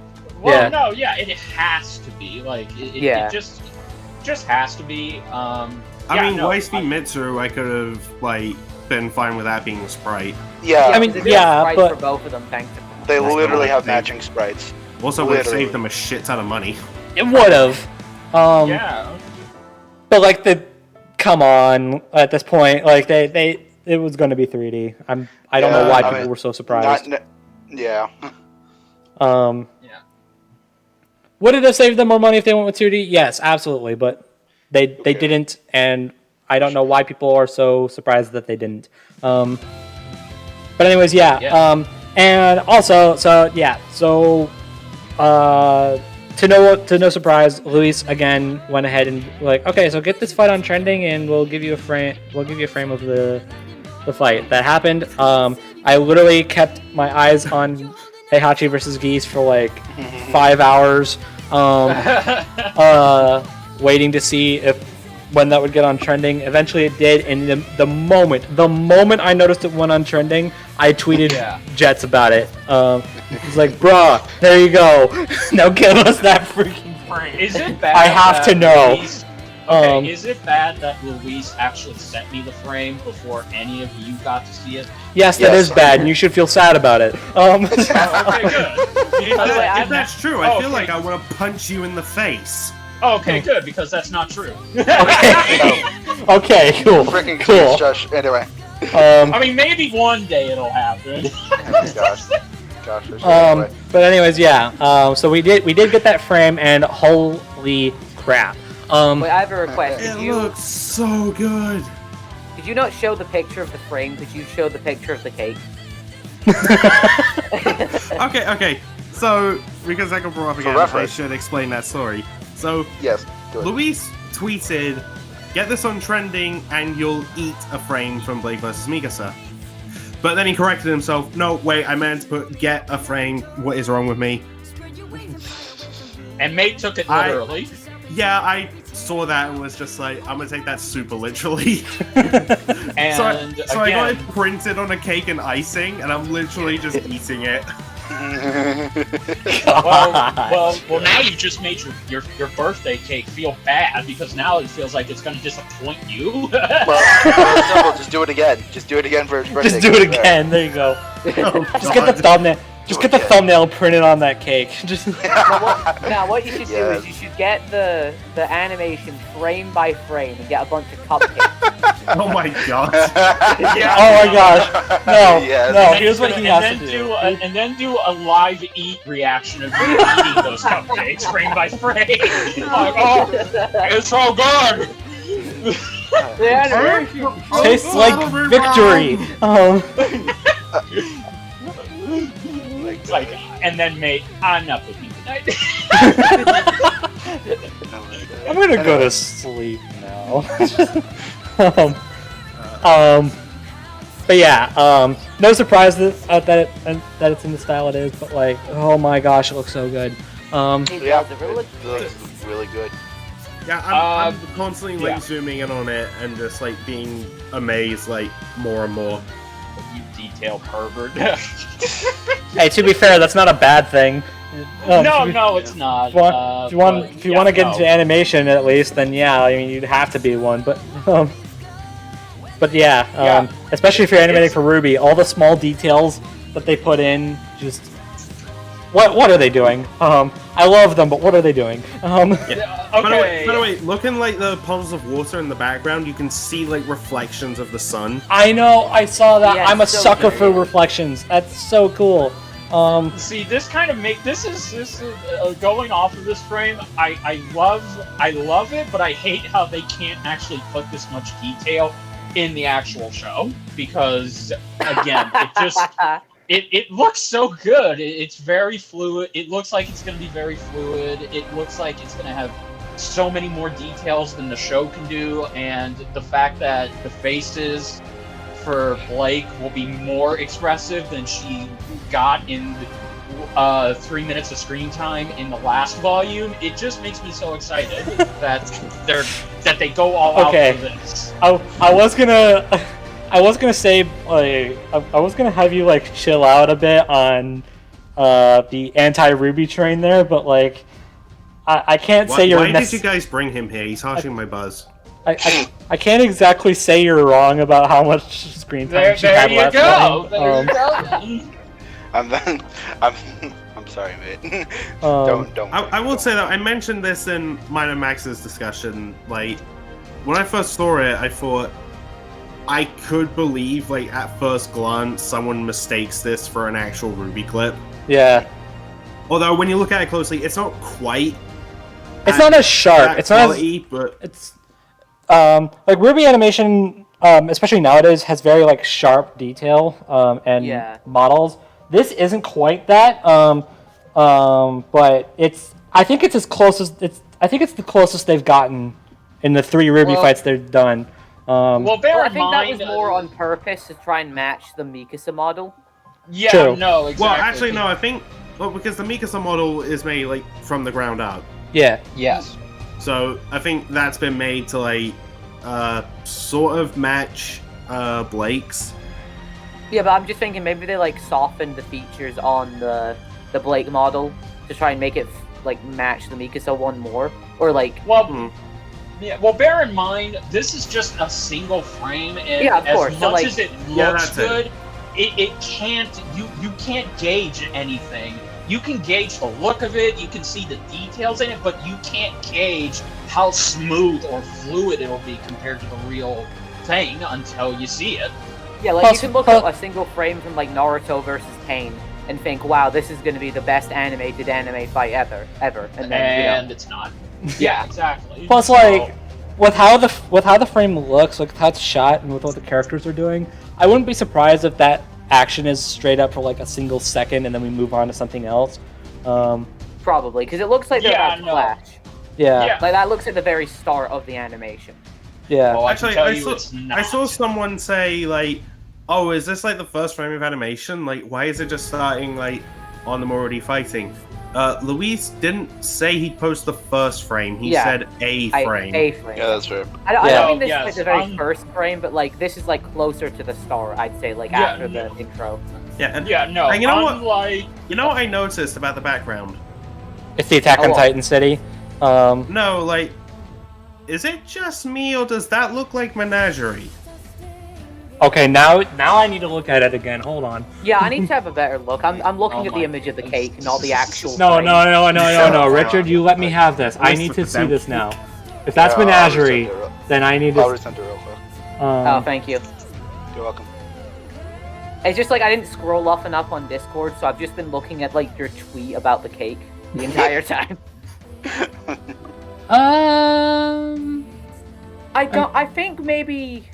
I don't think Menagerie.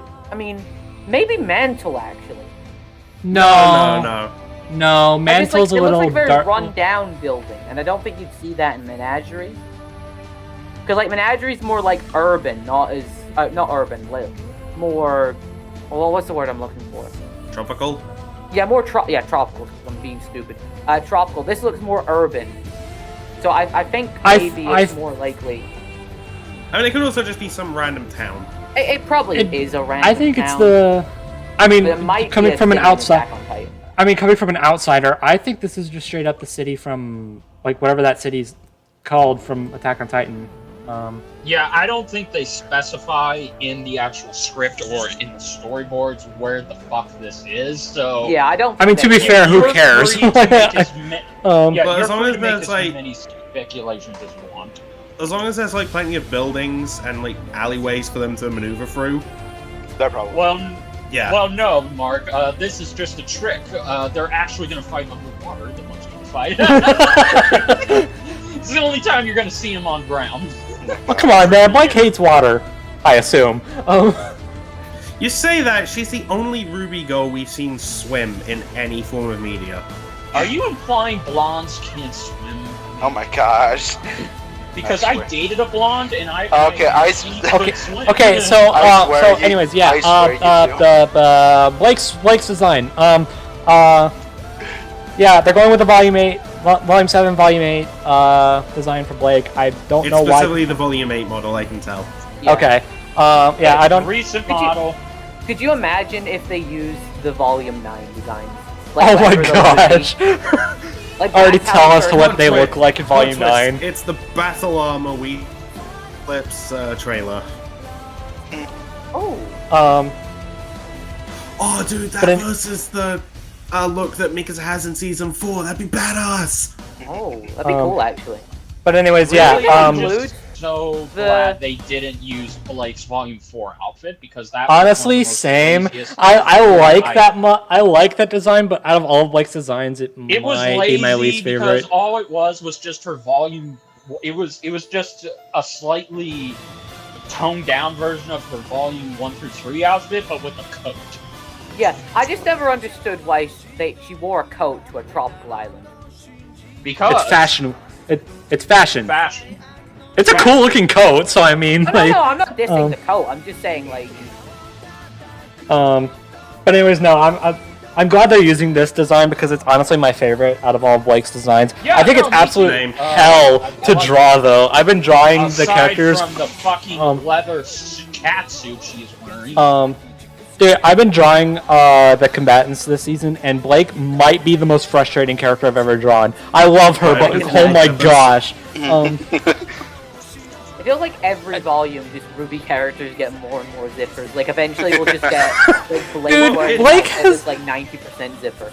Blake No, has Blake has zippers all on the her zippers, Blake has all sleeves. the Like, it's just- yeah, no, it's a pain in the ass. it's impractical. I love it, but it's impractical. Like, Yeah. Oh, Yeah. Oh, Like, imagine how the and animators must lines? feel about Jeez, it's like I'm watching an anime. I mean, that's Ruby's true. not an anime. Oh my gosh. Sorry, I had a cough. Oh my gosh. You should get that checked out. Get much worse, you could die. Well, Yeah, it's okay. I got great health insurance. Oh my gosh. Anyways, Anyway.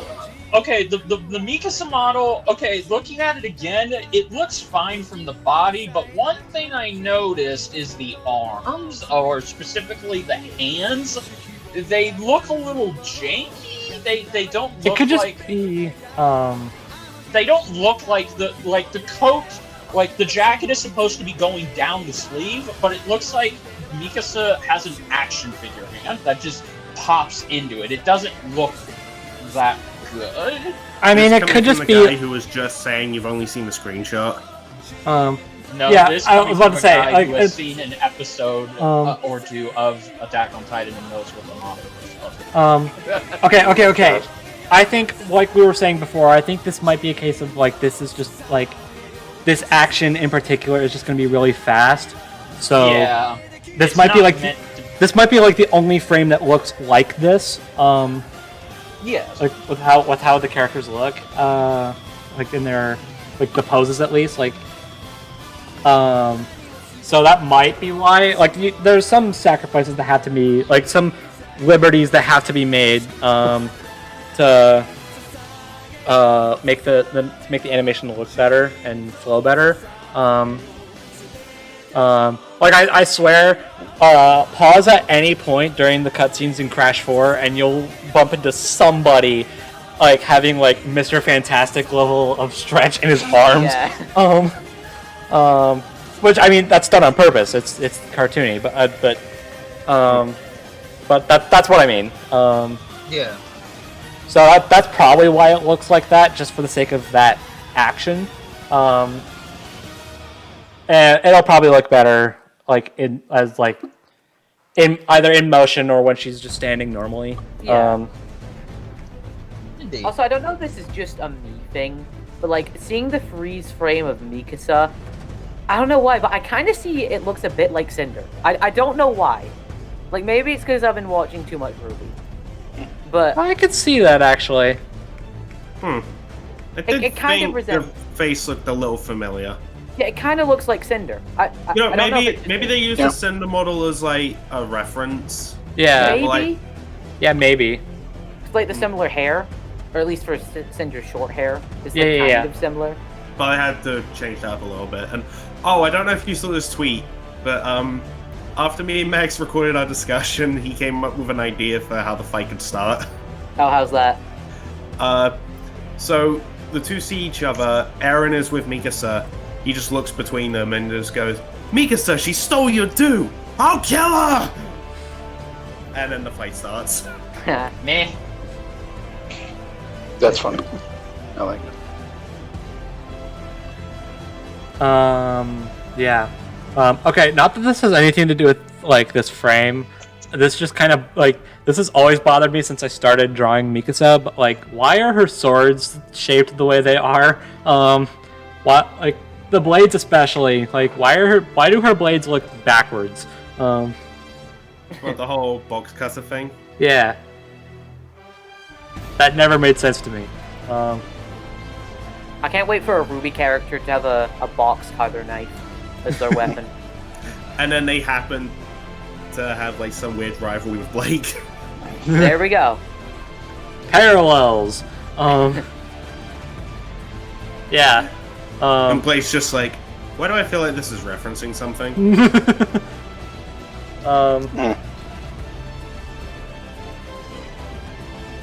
But yeah, and I imagine like the rest of the animation is gonna look freaking great.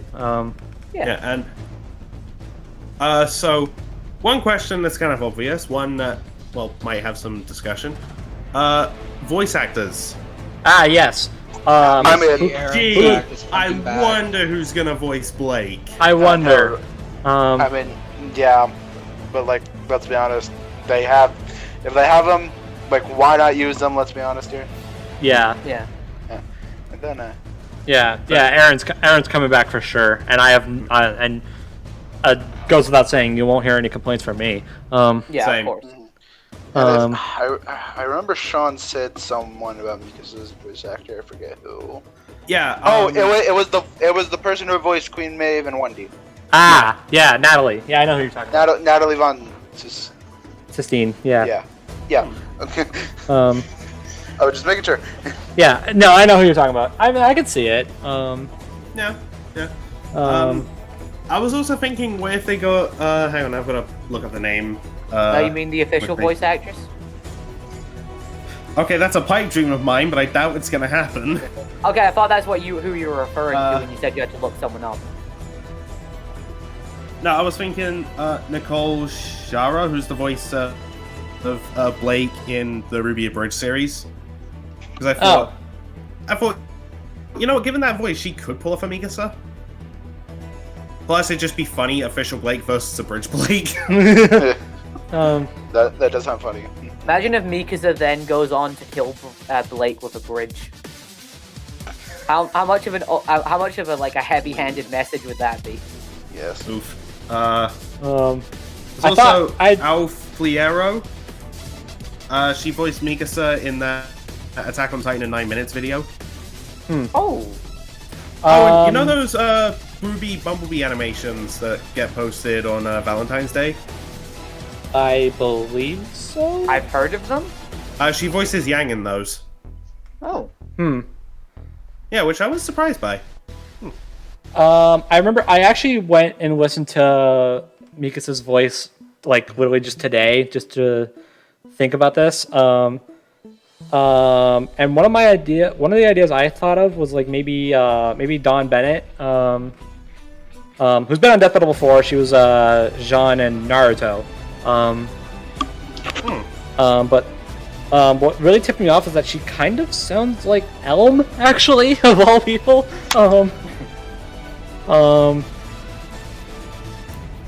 That was one of my ideas. I remember thinking of another one, and I don't remember who it was I had in mind. Imagine if they got Marissa.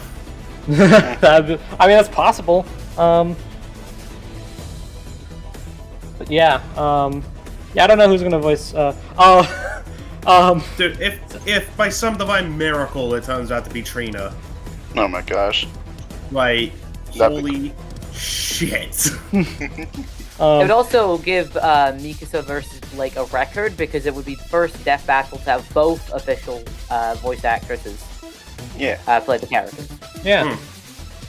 Because we've only ever had one official voice actor play their characters in a Death Battle with Ichigo in Naruto versus Ichigo and Johnny Young Bosch playing... not Johnny Young Bosch. I've gotten that mixed up. And Zuko's voice actor playing him in Zuko versus Todoroki. Also potentially Sigma. Yeah, Sigma Yeah, as well. potentially Sigma. Yeah, and potentially my guy. Yeah. Yeah. But But that's only ever been one of the official voice actors. Yeah, so we that have- would we've actually never be had- cool. We've never had both, unless you want to count Red vs. Blue, but no.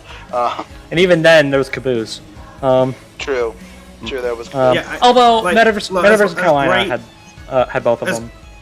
Yeah, as great as like having Trina in would be, I kind of doubt it because on the Ship It show recently, Chad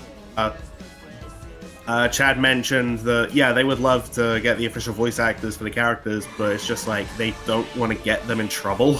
Yeah. Yeah, he meant- okay. Contracts. He specifically mentions the Funimation contract.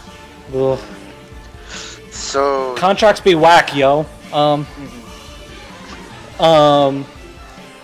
Okay, so I remembered one of my other ideas. It's probably not going to be the case, but we know Kaden is going to be in this season somewhere.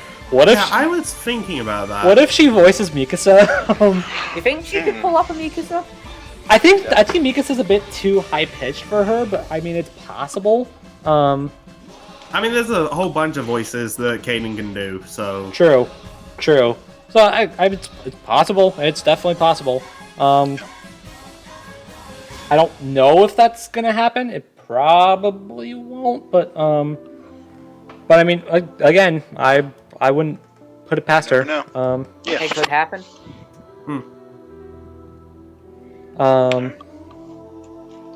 So yeah.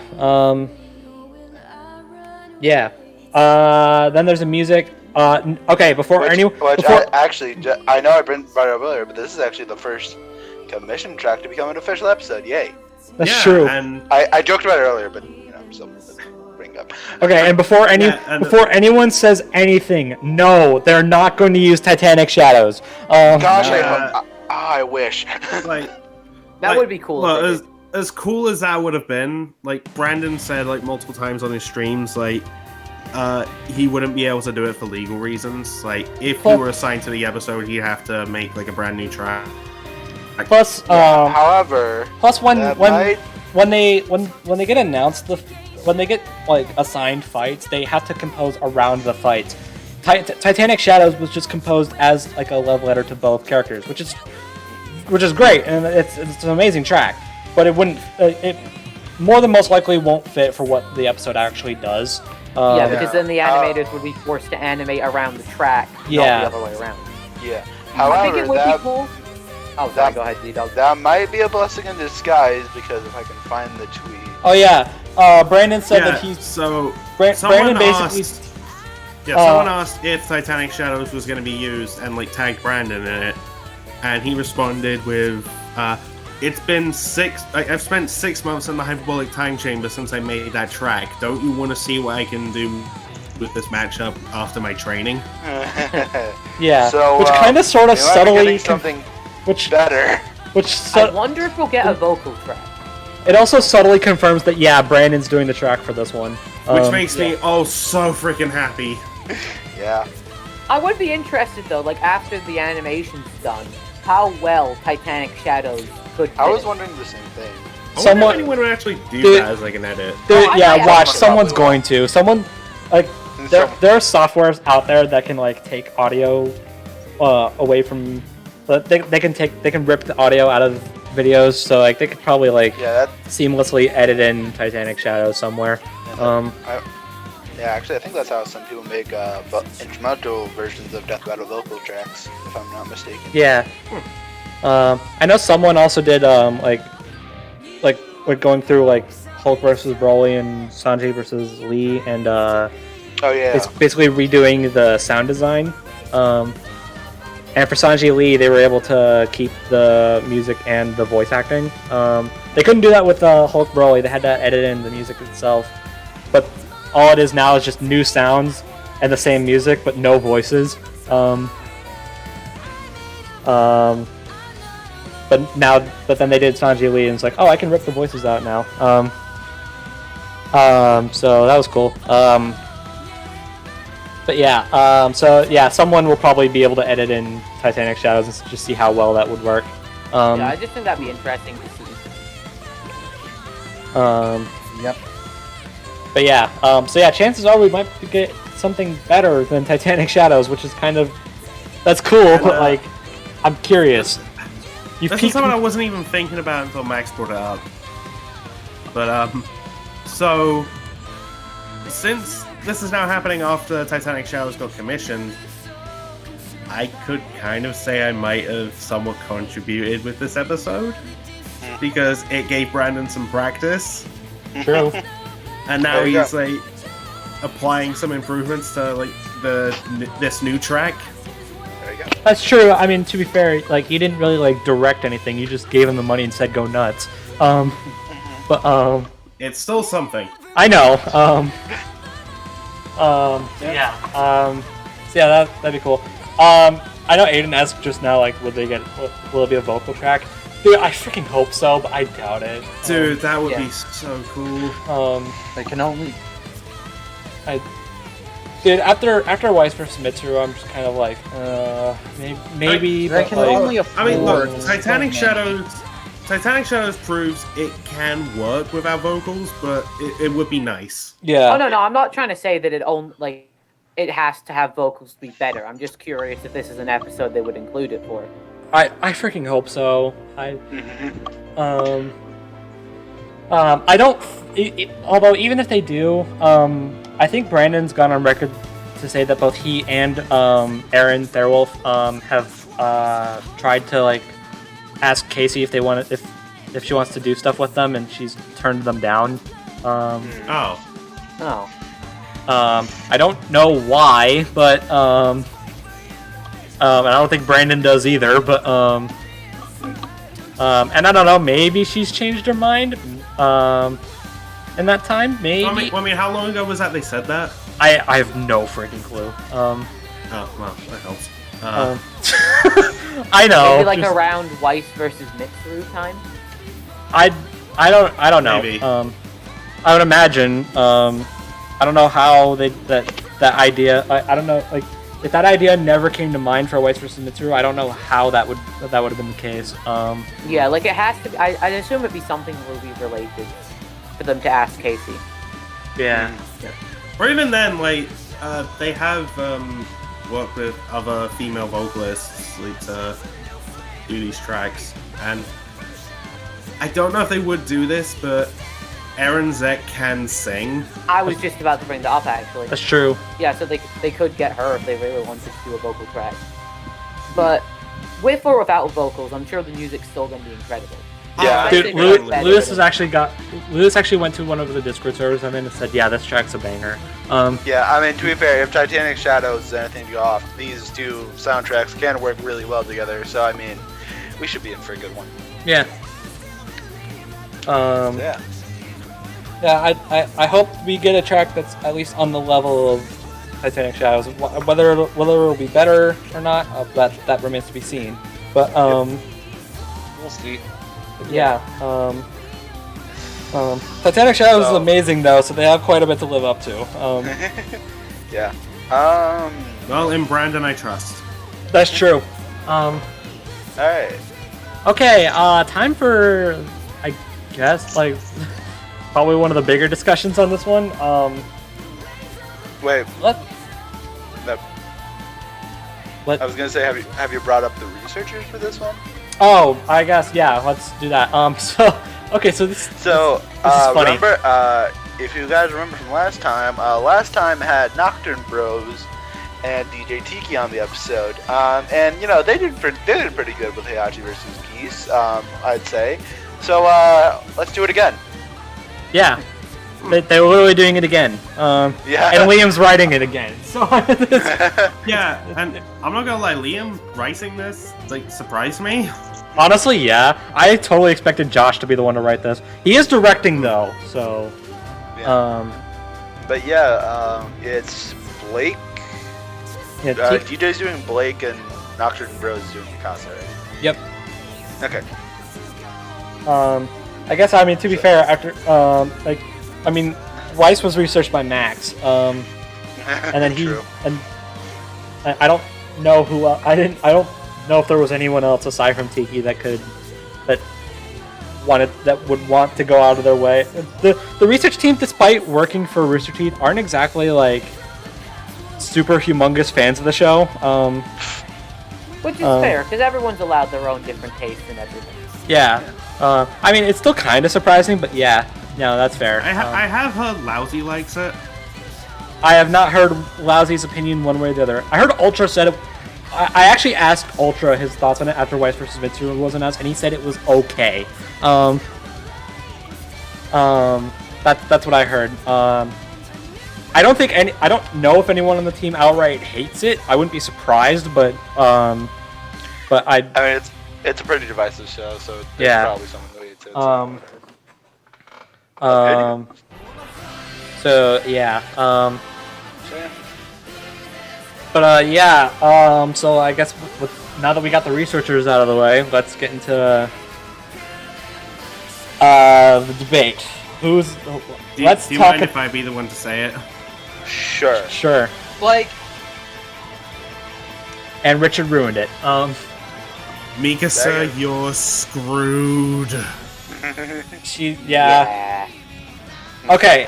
I want to. Okay, I'm gonna go. maybe not. We can go into it for this discussion because it's our thoughts, not the researchers. But I want it on record that I don't think stuff like maiden scaling or faster than the light stuff is going to be brought up. Agreed. Yeah, I doubt it. It might be brought up in the Q&A because I don't know Tiki's thoughts on it nowadays, but I remember I think it was when Penny fought the Aesops. There were some people who were like, oh, so since the Aesops did pretty well against Penny and Team RWBY beat the Aesops, then that means they scale, right? And Tiki was like, I don't think so. Is this the same one with the city lifting, or is this... No. Okay, sorry. Well, okay, same. Same character that did the feat, but like Yeah, same character, but Okay. not that specific instance. Okay. I guess just to briefly go into that. Okay, so Volume 8, Penny straight up like stops Atlas from, not Atlas. I keep getting it mixed up. Amity. From Amity, yeah. I got it mixed up in the RWBY podcast too. It's fine. Good times. Penny stops Amity from falling to the ground. Legit, like lifts it up. To like at least to get a good point to where the signal can get out. So, that feat's been calced numerous times. At the moment, I think the one that's the most accepted is like 200 something. I don't remember exactly. Kilotons, which is town level. Which is kind of consistent because there is a few town level calcs for like Raven as well because of the whole storm thing. To quickly go into that, so okay, full disclosure, I don't think that's going to be brought up. I think I don't think so.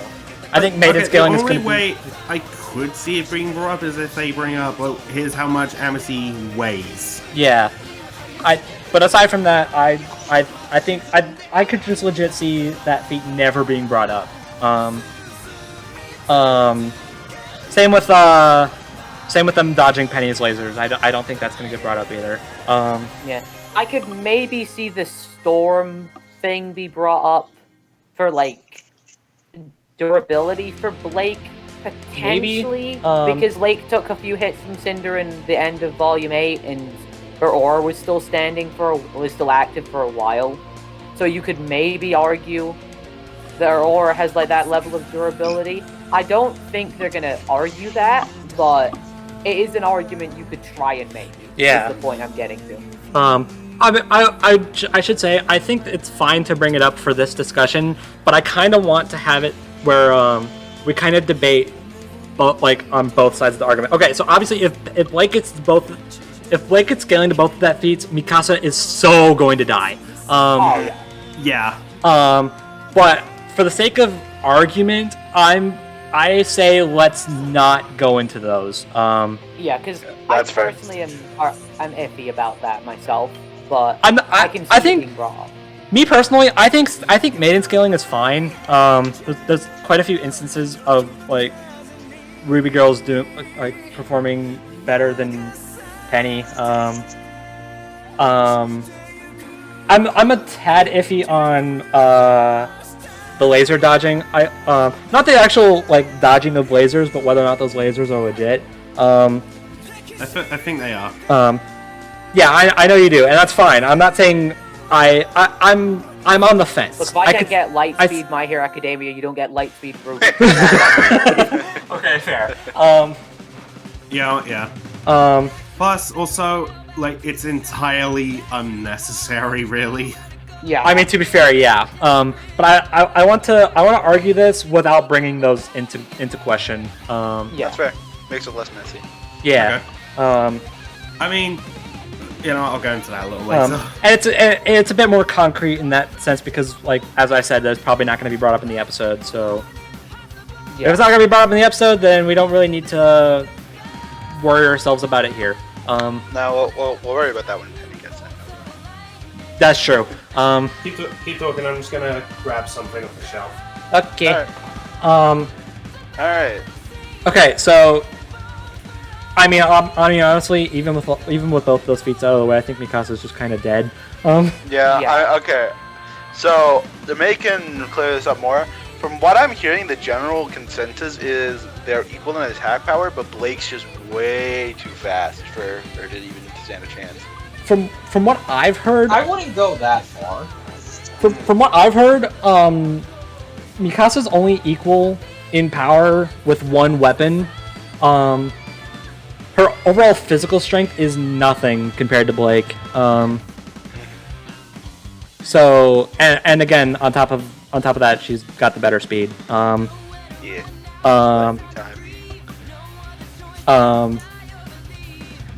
So it could just be a thing where Blake, even if Mikasa Hold on. was, even if that weapon of Mikasa's, it's the Thunder Spears, I think.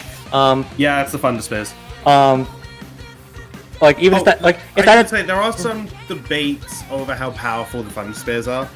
I've also heard debates over whether Mikasa actually scales to that, like to the durability of them in the first place. I mean, Because so when they're fighting the Armored Titan, she jumps into its mouth, fires one down its throat, and doesn't move when it goes off.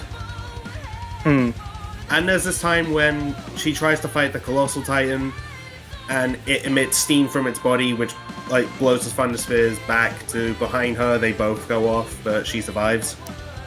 Okay, was she hit by the explosion or like the outskirts of it? Because like, She mentions that the shrapnel hit her. okay, that's not terribly impressive then. Yeah. Although what's more impressive, you remember that giant explosion I mentioned to you guys? Yeah, I remember that beat. Yeah, she was like in the center of that. Although I should say it did knock her out for about 5 hours. Oof. What was that count to again? Jaru calced it as like 316 tons of TNT. Well, to be fair, he was eyeballing it. That too. But yeah, basically the general consensus I've heard is that the Thunder Spears could possibly one-shot Blake, but they would have to hit her, and that's not happening.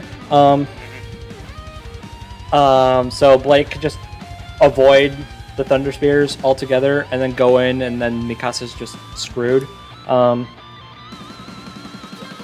Because outside of the Thunder Spears, she's got really nothing that can actually kill Blake. Blake's just too tough. And even if Blake wasn't too tough, she's too fast. Yeah, like there was a Death Battle cast not long ago where they were debating Mercury. Yeah. Ben brings up Blake and how she can, and I quote, casually dodge lightning. Yeah, because that was her fight with the Sea Dragon.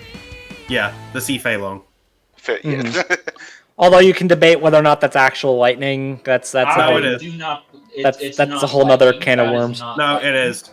Oh boy. That's your opinion. I respect it, but it's not. It is not. You could argue either way. You also have like Maiden. I could say why I believe it is, rather than you just being dismissive. Yes, but again. Okay, mate. Why is it legit?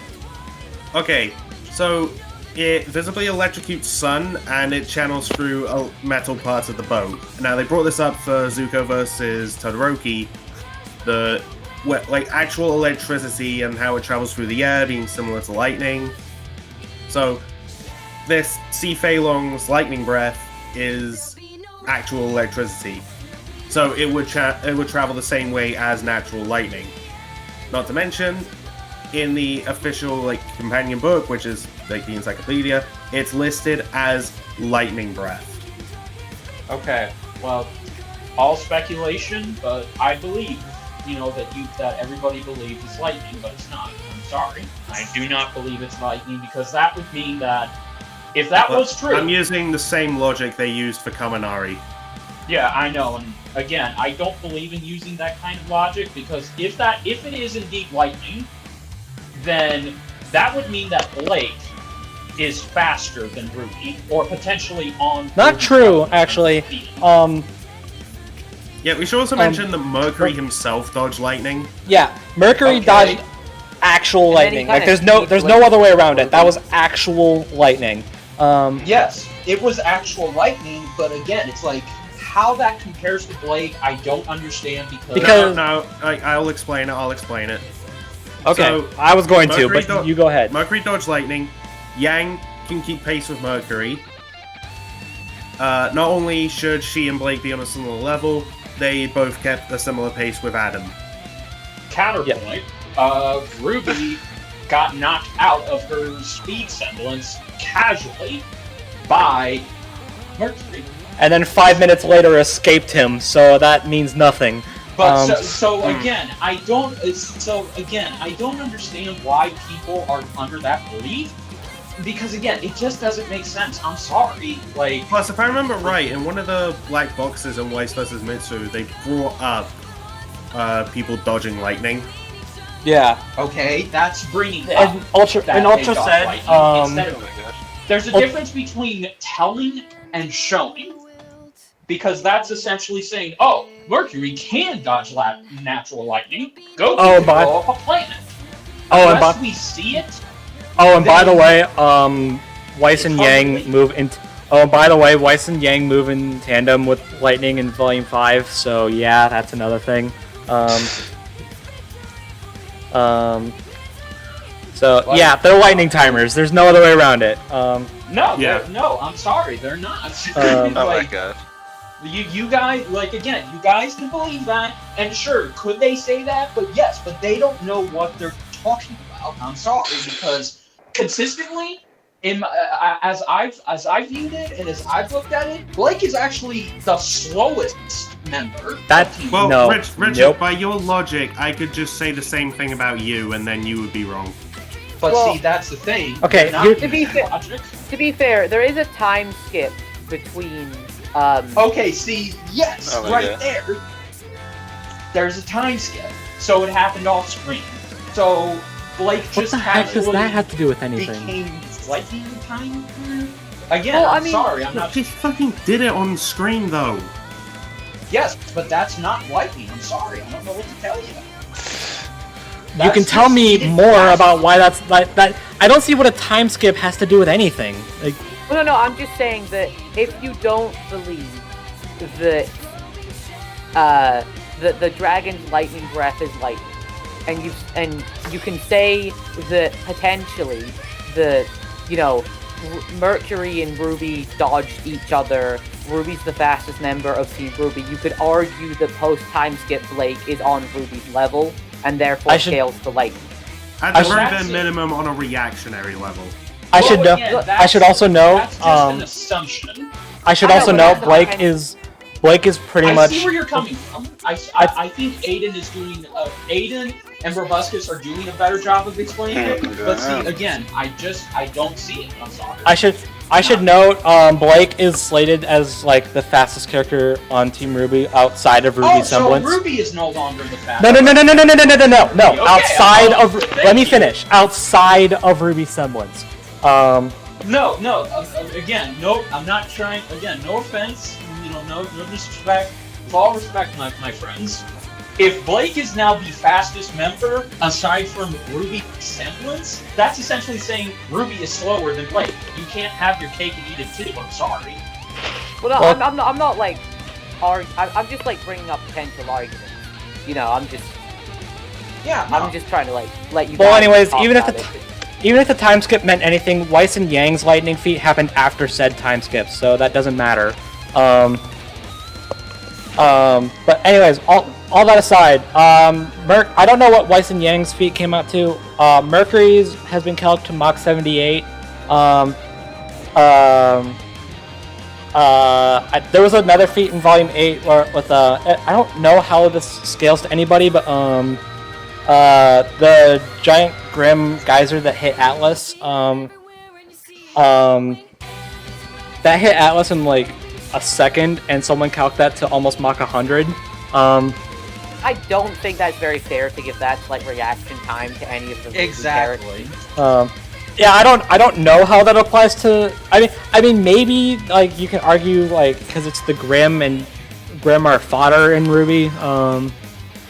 Yeah, but that's like a blast of pure Grim energy that they all just kind of I know, and they didn't like react or jump into it. That'd be like saying if I watch a geyser go off, I'm like geyser level reaction time. Yeah, I don't quite know how that applies to anyone either. But either way, like safe bet is Mercury's Mach 78.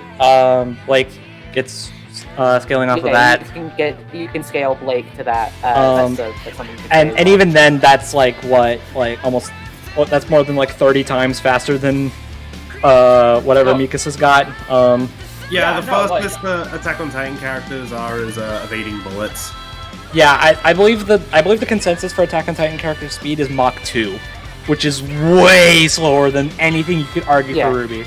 And even if you don't want to bring up the lightning stuff, Blake's still scaling to characters that react to like machine gun turrets and giant Gatling guns and she's even blocked automatic gunfire in the Black trailer.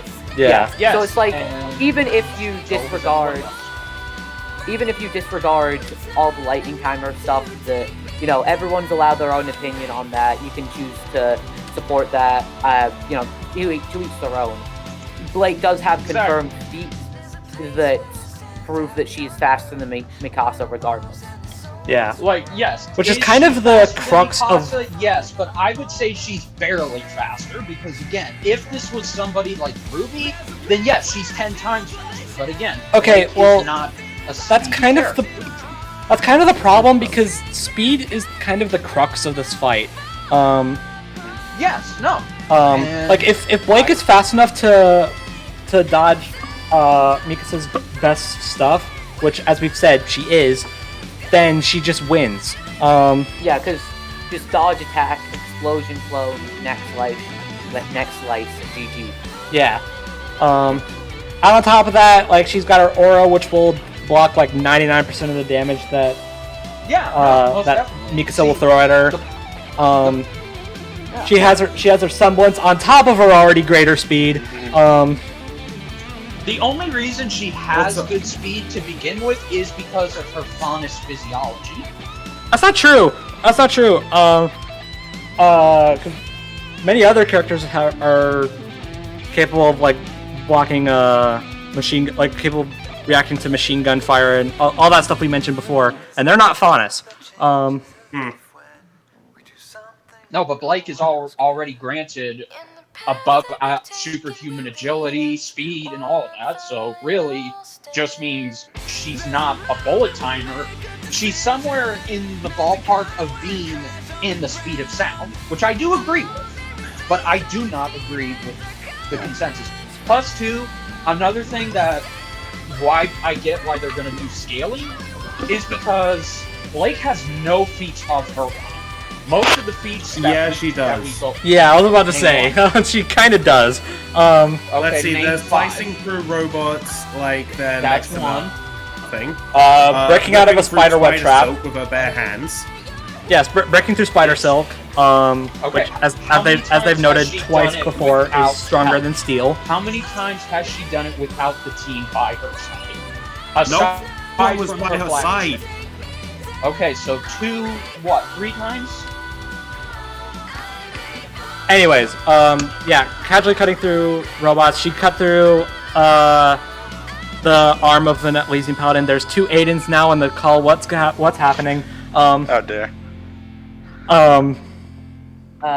My antivirus software just closed down Google Chrome. Uh-oh. Is that bad? Oh, that's fun. Yeah, so now there's 2 of me, so is there any way you can, like, remove one of me? Mate, do you have that? I don't have that power. Wait, which one do I remove? The one that doesn't look like they're talking now. The one next to ZDogg, not... There we go. There we go, okay. Sorry about that, I didn't mean to interrupt anything, it's just, it does that automatically, and it's a pain. It's okay. So you were saying? Yeah. Okay, yeah, basically, Blake is stronger, physically. She's way faster. She has her aura. She has her semblance on top of her greater speed. She has her faunus traits. She's more versatile. Gamble Shroud is legit one of the most versatile weapons in the entire show. It's nuts. Also, I should mention, Gamble Shroud is a lot stronger than Mikasa's swords, because, like, the blades in Attack on Titan, they're not made to last. Hence why they have, like, so many of them. Okay, cool. I wondered about that, but yeah. And, yeah, Gamble Shroud has been broken before, but it was Once. broken by an attack that atomized a giant robot. Yeah, it only broke once.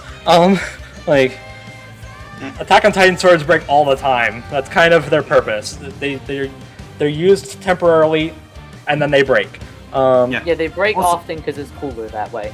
Yeah, also to kind of shoot down an argument I have seen people bring up to say Mikasa's stronger. Some people bring up, oh, she's cut through Armored Titan skin. No, she hasn't. Like, she's tried multiple times, but it never works. Yeah. Basically, Mikasa has one win con in this fight, and it's the Thunder Spears, and Blake's fast enough to avoid them.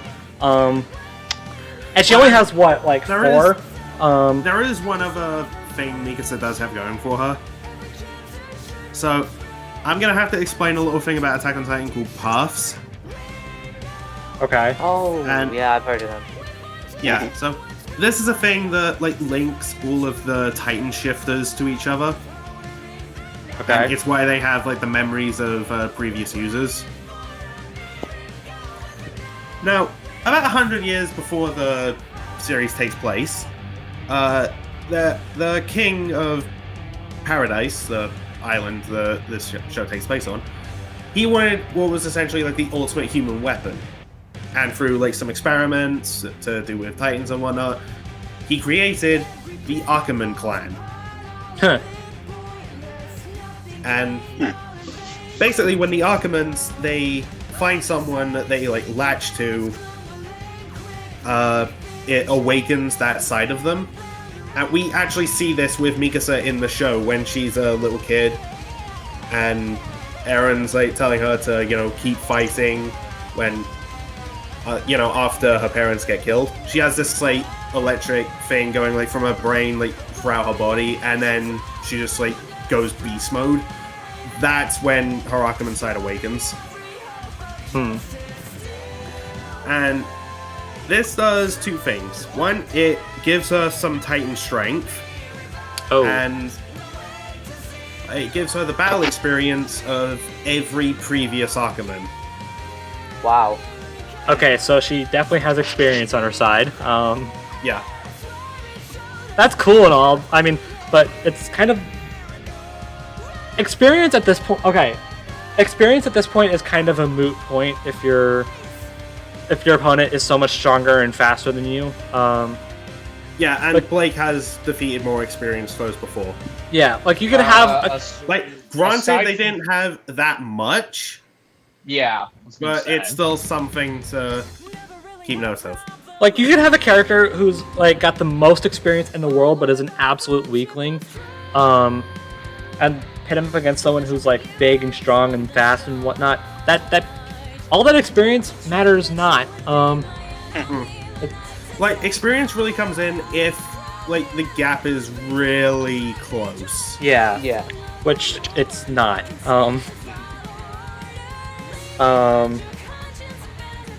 And, well, I yeah, guess, Mikasa has, like 100 years of experience under her belt because of Puffs. She's never had to deal with a foe quite like Blake. yeah, like Blake's aura, her like Gamble Shroud, Dust, her Shadow Clones. Like Blake is an entirely new beast for Mikasa. She's like anything Blake has done is something aside from like general sword fighting is something Mikasa has never seen before. It also doesn't help that like take this argument at face value, of course. Like RWBY as a whole is a very like fantasy styled world. Like there's stuff like magic and superpowers and immortal witches and gods and all of that stuff. Whereas Attack on Titan is a lot more grounded. You say that. People bite their hands and become giant, naked, screaming monsters. Okay, but what does like that's fair, but like it's I still think it's more what it means is like for Attack on Titan, that's more stuff like drugs and like stuff of giving people powers, whereas RWBY is more like naturally born abilities, magic, gods giving people powers, that sort of stuff. Yeah, I get it. I'm just making an exaggerated joke. Yeah, I got it. So yeah, there really isn't much for this one. Yeah. Blake. Though, there's something I quickly want to dive a bit more into because I mentioned the whole Titan strength thing for Mikasa. Oh yeah. So, I could see a lot of people trying to say, oh, because of this, that means we could one-to-one scale Mikasa to a Titan. A few things. One, Mikasa, Levi, Kenny, and any other Archiman we've seen on the show, they've never displayed a feat like on the level of a Titan. Okay. And while yes, they kill them all the time by exploiting a physical weak point that they've been trained to do for years. Yes, it's also called partial Titan strength for a reason. Yeah, that's the thing. Eren even says himself, like, I have the exact quote in front of me, a bloodline that could partly manifest the strength of a Titan while remaining in human form, the Archiman clan. So even if you just want to take Eren's like words at face value, he even says it's not a one-to-one comparison. Yeah. Yes, but when have they ever taken the creator's word at face value? Quite a few times, actually, at least with characters. Not creators, but characters.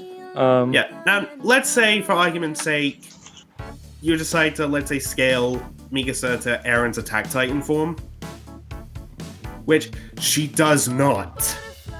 Yeah, from what I've heard, that's not the case. That's a no-no. Yeah. Well, if you're gonna do that, you kind of have to do some ridiculous scaling for Blake to, you know, keep it fair.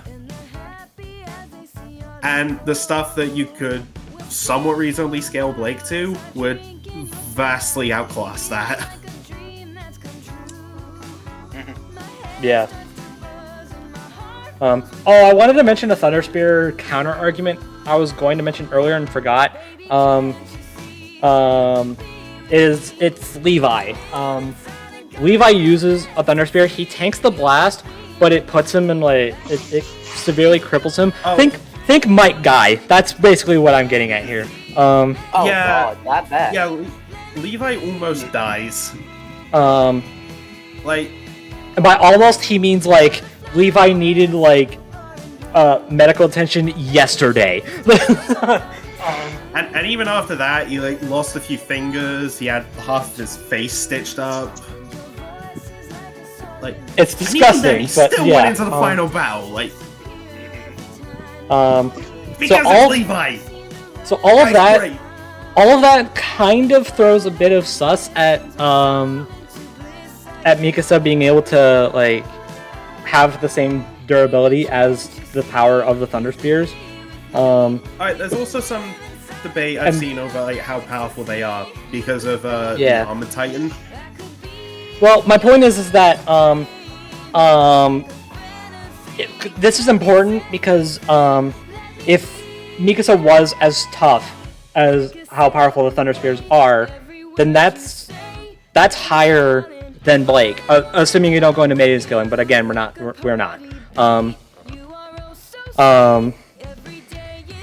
So you could emphasis on could make the argument that it doesn't like that if it did scale to her durability, which it probably doesn't, that Mikasa's probably too tough for Blake to hurt. But yeah, it seems like if given the Levi thing, it seems like that may not be the case. Basically what I'm saying. That's what I'm hearing anyway. So, it has been almost 4 hours. Do we have anything else to talk about? Are we done? Are we done with this? We should probably wrap. If we have anything else to talk about. It's been 4 hours. Relax. No, I will not relax. I didn't agree to 4 hours. I agree too. No one's forcing you to stay. Yeah. If you want to go, go. It's obligation. Oh my gosh. Didn't stop you last time. Anyways. So that is our discussion on Mikasa versus Blake. I'm taking over now. Welcome to the Aidan podcast. Yes, thank you. The Aidan cast. Oh my gosh. Alright. Yeah, long story short, we believe Blake should win. Yeah. Absolutely. If Blake does, like, let me put it this way. If Blake doesn't win, I'm actually going to be furious. I mean, I won't because, I mean, I just don't care. If Blake wins, she wins. If Mikasa wins, she wins. I mean, I'll be surprised, but there's a bit of I'm cool either way. there's a bit of a personal. Honestly, there's a bit of a personal reason as to why. So I'm in like 3 servers with people who are like pretty. I don't want to say infamous. Like they tear into RWBY a lot. Yeah. Yeah, I was about to say ZDogg can attest to that. Are they like super spiteful towards it? Like, if anyone gets into Death Battle, they're just like, oh, I want them to lose. That is okay. It's not necessarily spite. I mean, obviously, like preferences be preferences, but Yeah.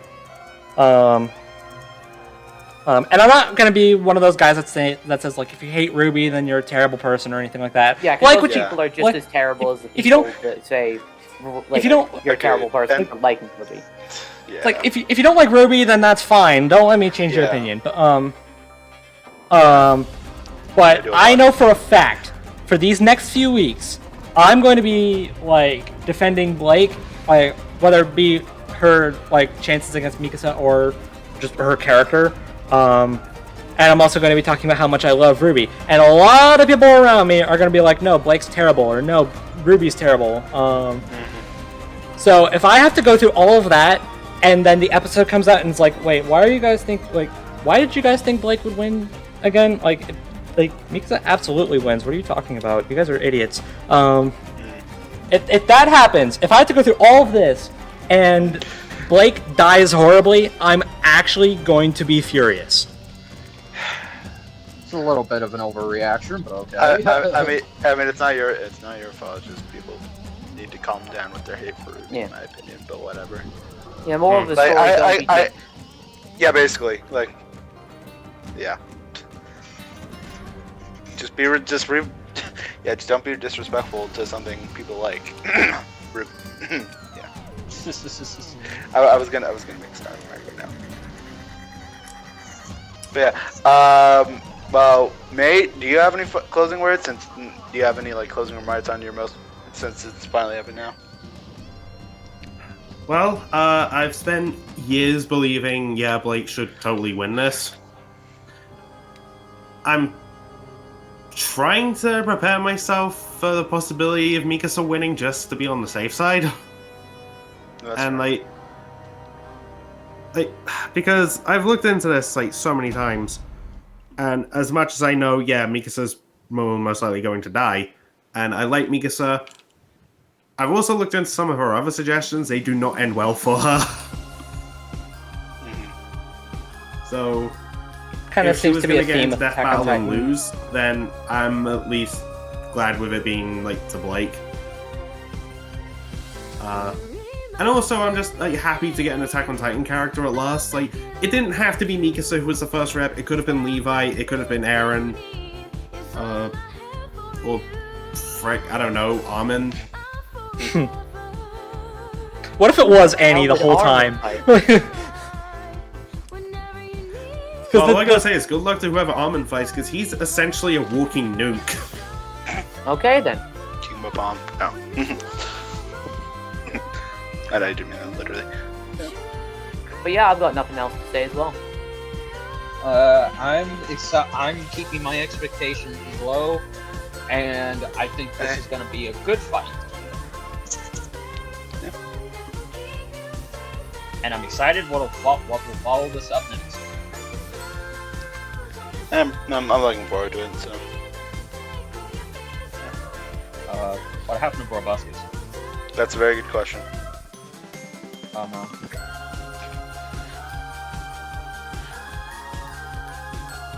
Awkward silence. Well done. Well, Brobuscus died. The podcast is ours now. That's no way of stopping it. We'll just be recording forever. And ever. And ever. Hack in and get the Gmail password. Okay, I'm back. Oh, Okay. Oh, thank God. I had an interruption. I'm sorry. Okay. that's cool. Okay. So are you gonna have to cut the last few minutes or no? Yeah, you might depends want on to do that in editing. Depends on what you guys were going on about. If it's worth keeping, then it's worth keeping. It wasn't. It was okay. I would say you listen to it and you be the judge. Yeah, that's Yeah, what you I'm do doing. So okay, I assume we're just wrapped up then. Yeah, I'm good. Pretty much. Cool. Hope you guys enjoy Blake vs. Mikasa. I know we all will. Pray for your. Well, after all this build-up, let this episode be good. It probably will be. Pray for your most wanted to happen this season. Chances are it may. Look, if I can get mine. Yeah. Yeah. Yeah. Anything's possible. Plus, Aidan got his last year. That's true, yeah. So yeah, just keep suggesting your most wanted. It'll happen eventually, maybe. Fingers crossed. Actually, Aidan, I just realized. Our most wanted to have a hilarious coincidence. They'll at least have like a official voice actor. Oh yeah, that's true. There you go. That's funny. And yeah, with that said, see you guys after Blake versus Mikasa, or for the RWBY audience, whenever we do our summary video on Volume 8. I don't know when that will be. Just all of us playing Grimmer clips. Or we could do that idea where it's just like, you know, going through after the fall and before the dawn. Yeah, that's another one too.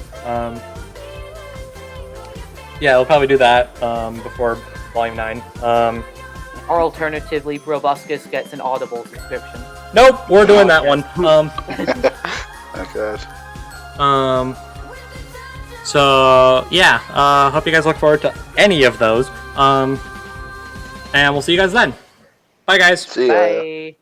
Bye.